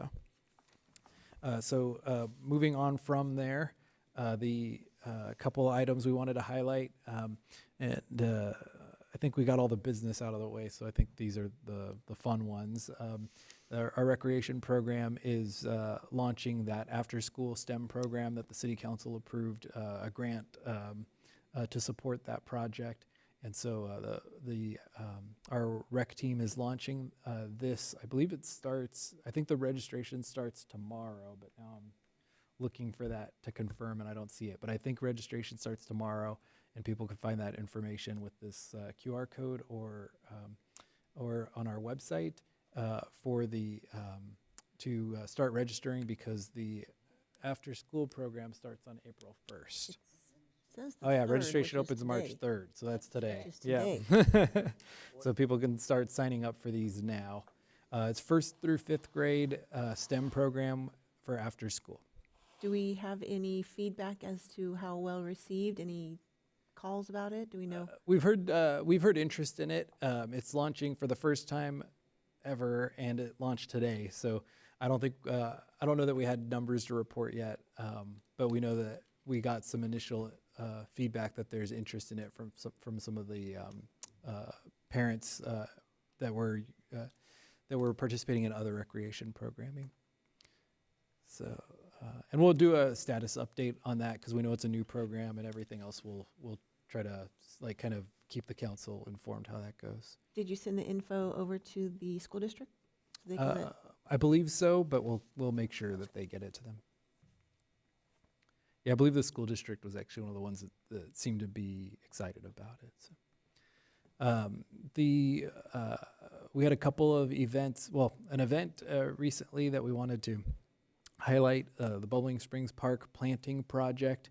This was part of our Bubbling Springs renewal project, and we had a planting at Bubbling Springs Park with volunteers helping to participate in planting the new plants for the park. And so that was on February 22nd. We had a great turnout. We basically had, I think I heard we have basically a volunteer for every plant we needed to plant. Okay.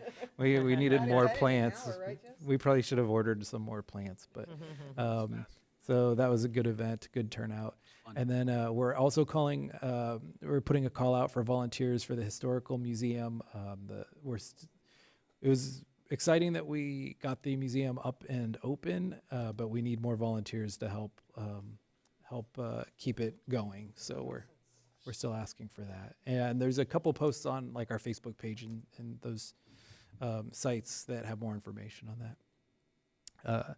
Then last, the March 17th agenda, actually a couple of these items have moved, but let me highlight, I think the presentations we're still working on. We ended up with a lot of items on this agenda, so we're trying to balance the agenda out, and I just didn't get to update it this morning. But those presentations may move. The because we have the public hearings for the special use permit for Beach Fest this 2025, and also a special use permit for the Port Hueneme movie nights for this year. So those items are timely. We are planning to bring we got a site map with themes for the utility box project from REACH, and we'll be bringing that back at this meeting. We have our annual general plan update that is just an annual requirement. We have to get done by April 1st of each year, so that'll be on this agenda, and it's timely. And then we have the dredge update we talked about. So there's a couple other items that we had on the list that we wanted to do. I just didn't get to update it because of those deadlines and timelines. The items I didn't mention may need to get pushed back a meeting. But those are the items that we're planning to bring for March 17th at this time. So actually, there was one last thing we wanted to do. Normally I end there, but we did want to highlight the service of Orvine Carpenter, who passed away shortly after his 100th birthday a couple weeks ago. It's hard to summarize his resume because it's an extremely impressive resume with decades of service to the community. And so we just wanted to once again highlight that and thank him for the legacy he leaves. It was the city's pleasure to sponsor his 100th birthday by allowing him use of the community center that is named after him.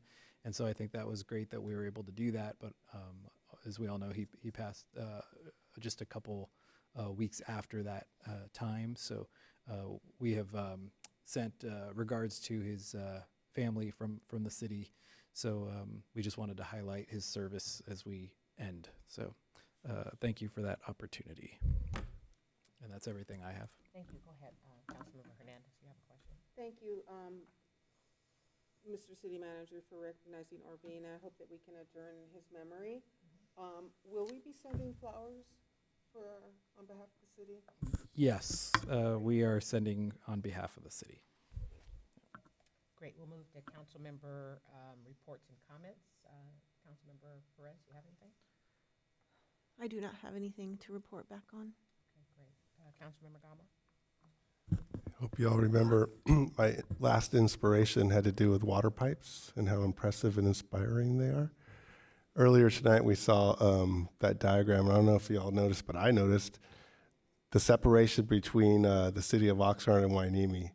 Their pipes go to their place, our pipes come to ours. And it just got me recalling like how magnificent it is to be able to see everything that's underground. It's just mind-boggling. And then, of course, celebrating our employees for a job well done. Every March 17th is St. Patty's Day, St. Patrick's Day. And we're going to be having a meeting on St. Patrick's Day. You guys are not going to believe this. My great-grandma May was Irish. That makes me 8%, 16% maybe. So I am Irish. I will be wearing a green jacket. And I hope that we could have a short presentation honoring St. Patrick's Day, perhaps, and maybe I'll make a request for an agenda item for that. But we could have fun with it, I'm sure. Hueneme Beach cleanup, this last Saturday, we partnered with Surfrider. We went through the appropriate channels and were able to place 4 dumpsters out near the outfall. We pretty much filled them up, and the city staff stepped up big time, and they took it upon themselves to use the buckets of the loader as a dumpster, and they took the bigger items out, which was amazing. But we're doing so well out there, and every week we get new volunteers, and so it really isn't work. It is wellness, and it's really enjoyable, so I hope you guys could come out sometime. Earlier, I spoke about recusing myself from the closed session item, and we have to be on the lookout for bad information. And when we make decisions with bad information, it really causes us grief, and it certainly caused me grief because the information I had was that I was able to, but clearly I was not. We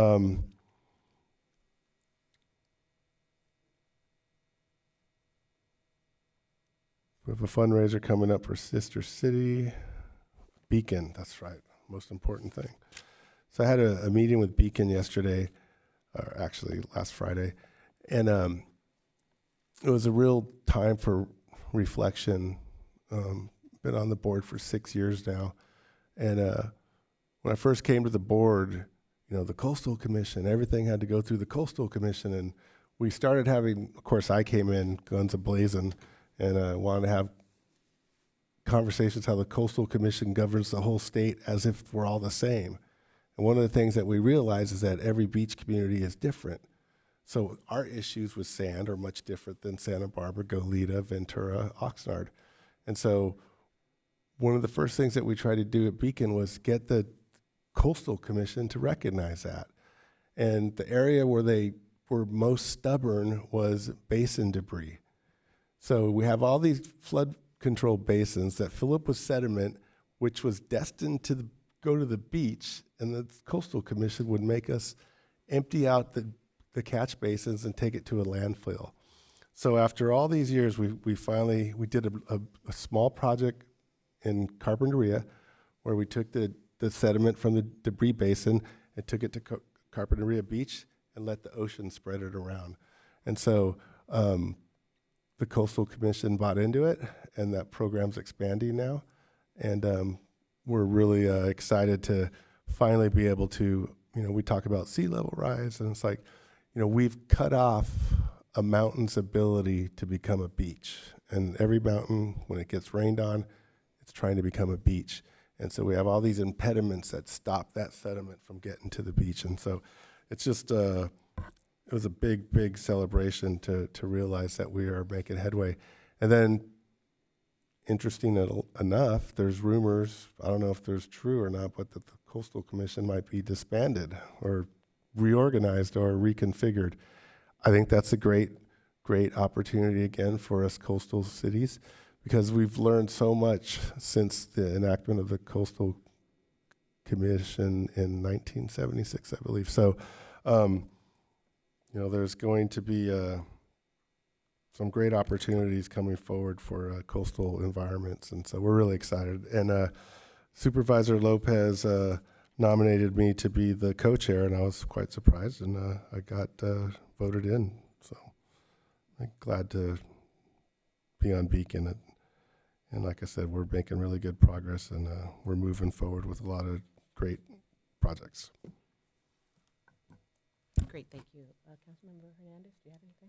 Just a couple of things I participated in. Just recently was the Ormond Beach hearing on the lease extension to continue the Ormond Beach power plant, and a lot of opposition to that, rightly so. I think the community of Oxnard, and we should be too, very upset that they are continuing to operate that facility. I think we'll hear more about that. Also attended the robotics competition opening with Mayor Pro Tem, who did a great job representing the city, and we were there with the port and the county, and it was a very inspiring event. It was great. I hope to make it back next weekend. This week is very busy. I will be attending the RDP strategic meeting on Wednesday, so Mr. City Manager, I'll probably be talking to you about the comments that I'll be taking, just to make sure that they're accurately reflecting what we discussed today. We've got Thursday, we've got SCAG meetings in the morning, and then CPA in the afternoon. That'll be a busy day. I'll be in downtown LA all day. And then we have the Coastal Communities meeting coming up, the annual Coastal Communities meeting coming up in Goleta on the 14th, and I'll be attending that. And that for now is all I've got. Thank you. Great, thank you, Mayor Pro Tem. Do you have anything? Yes, we did attend the first robotic. That's the name of the the group. It's called First Robotics. It was their third annual event here at Port Hueneme. So we presented the proclamation. It was pretty cool event. FathomWorks, NAVC, the Port, and us co-sponsored this event via the Community Benefit Fund. That just came from the Port and the city. We presented the $5,000 check from the Community Benefit Fund, and that is a STEM program. So I'm going to be talking to these local schools that we have here, and we're going to have to try to form a team so we can compete here locally. I think that would be fun for Port Hueneme. But that's all I have. Thank you. Yeah, I missed it. I was able to go the last couple of years and missed it this year and next weekend. So, but thank you for. I've been really busy, a little under the weather the last few weeks, or more than a few weeks, and so I know you've stepped in and been in every picture. I'm like, okay, he's there. So thank you so much for that. I appreciate it. Other than that, I don't have anything to share. And so let's move on to requests for future agenda items.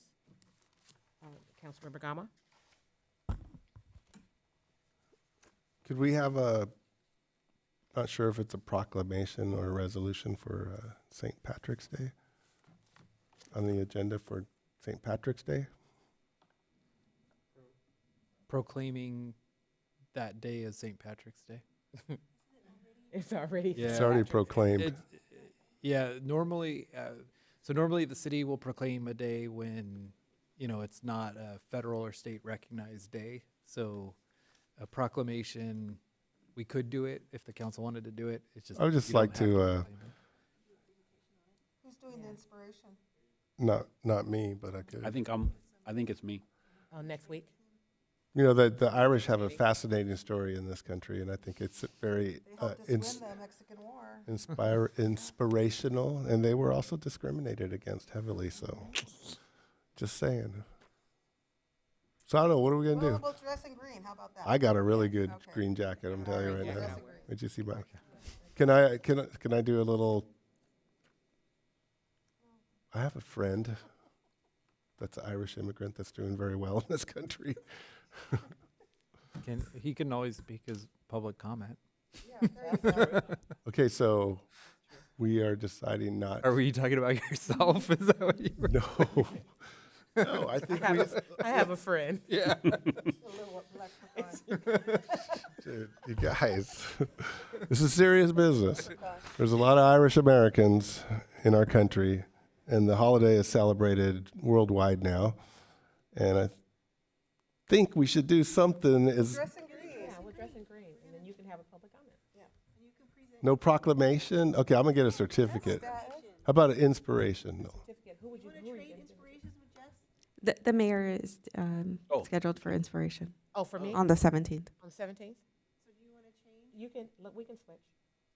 Okay, do we? I swear y'all be entertained. You'll have a great. You'll get a lot out of this. Keep it under 3 minutes. Do we need a motion to do that, or can we just do it? We could just do We can that. just do it. Okay. Okay. If somebody are sues over you- that, they've got problems. You done? I think so. Yeah. Okay. Do you have anything? I do. Okay, so we talked about committees and commissions today, so I'm going to come up with a motion here, but I do want to propose staff come up with some guidelines for a Veterans Advisory Commission. And this commission would be as a resource providing advice, making recommendations to the city council and the manager impacting veterans. Additionally, this commission would serve as a central point for coordinating the community's efforts, recruiting volunteers for various community-driven projects such as Veterans Day, Memorial Day. Given that we have 2 military bases here, we have a VFW, we have service members in our community and veterans in our community, retired veterans, and to me, it's fitting. This commission initially can start off once a quarter, and see how this commission grows. So I would like to make a motion to to establish, have staff come up with basically coming up with a creation of a Veterans Advisory Commission. A second. No discussion. Should it, Remember, at this should it point- include, At this point, it's just the question of if we want it on an agenda. Yeah. so a person in the military isn't a veteran, correct? A person Who's currently in the military. So what I'm trying to suggest is maybe we should broaden it all to, at- because I already have a framework. It does talk about active duty military. right, but the motion is for veterans. No, not- it's all military veterans. Right. Okay. You need. All uh, in vote, favor? please. Aye. Aye. Aye. All opposed? Hearing none, motion passes unanimously. Anything else? For all veterans. That's it? Is it? Yes, I have one item, and city manager, I think we've talked about it before, but I'd like to kind of maybe put it on agenda, talk about and see if it's something we want to do. I'd like to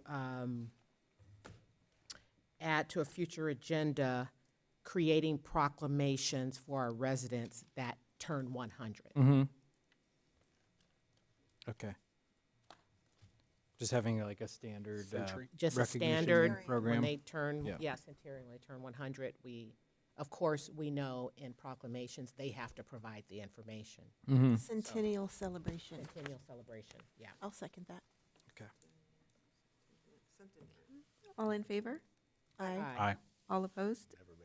Hearing none, motion passes unanimously. Thank you. Does anyone have anything else? Nothing else? Move to adjourn. Okay, thank you. So, yes. So we are going to adjourn today's meeting in the memory of Mr. Orvine Carpenter, the legacy that he created during his life, and that will remain in our hearts in our history books. So we'd like to adjourn there. And then our next meeting is going to be Monday, March 17th at 6:30 p.m. Meeting is adjourned. Monday, March 7th. At St. Patrick's. 9:52, sorry. Who's gonna bring the green beer? Letitia.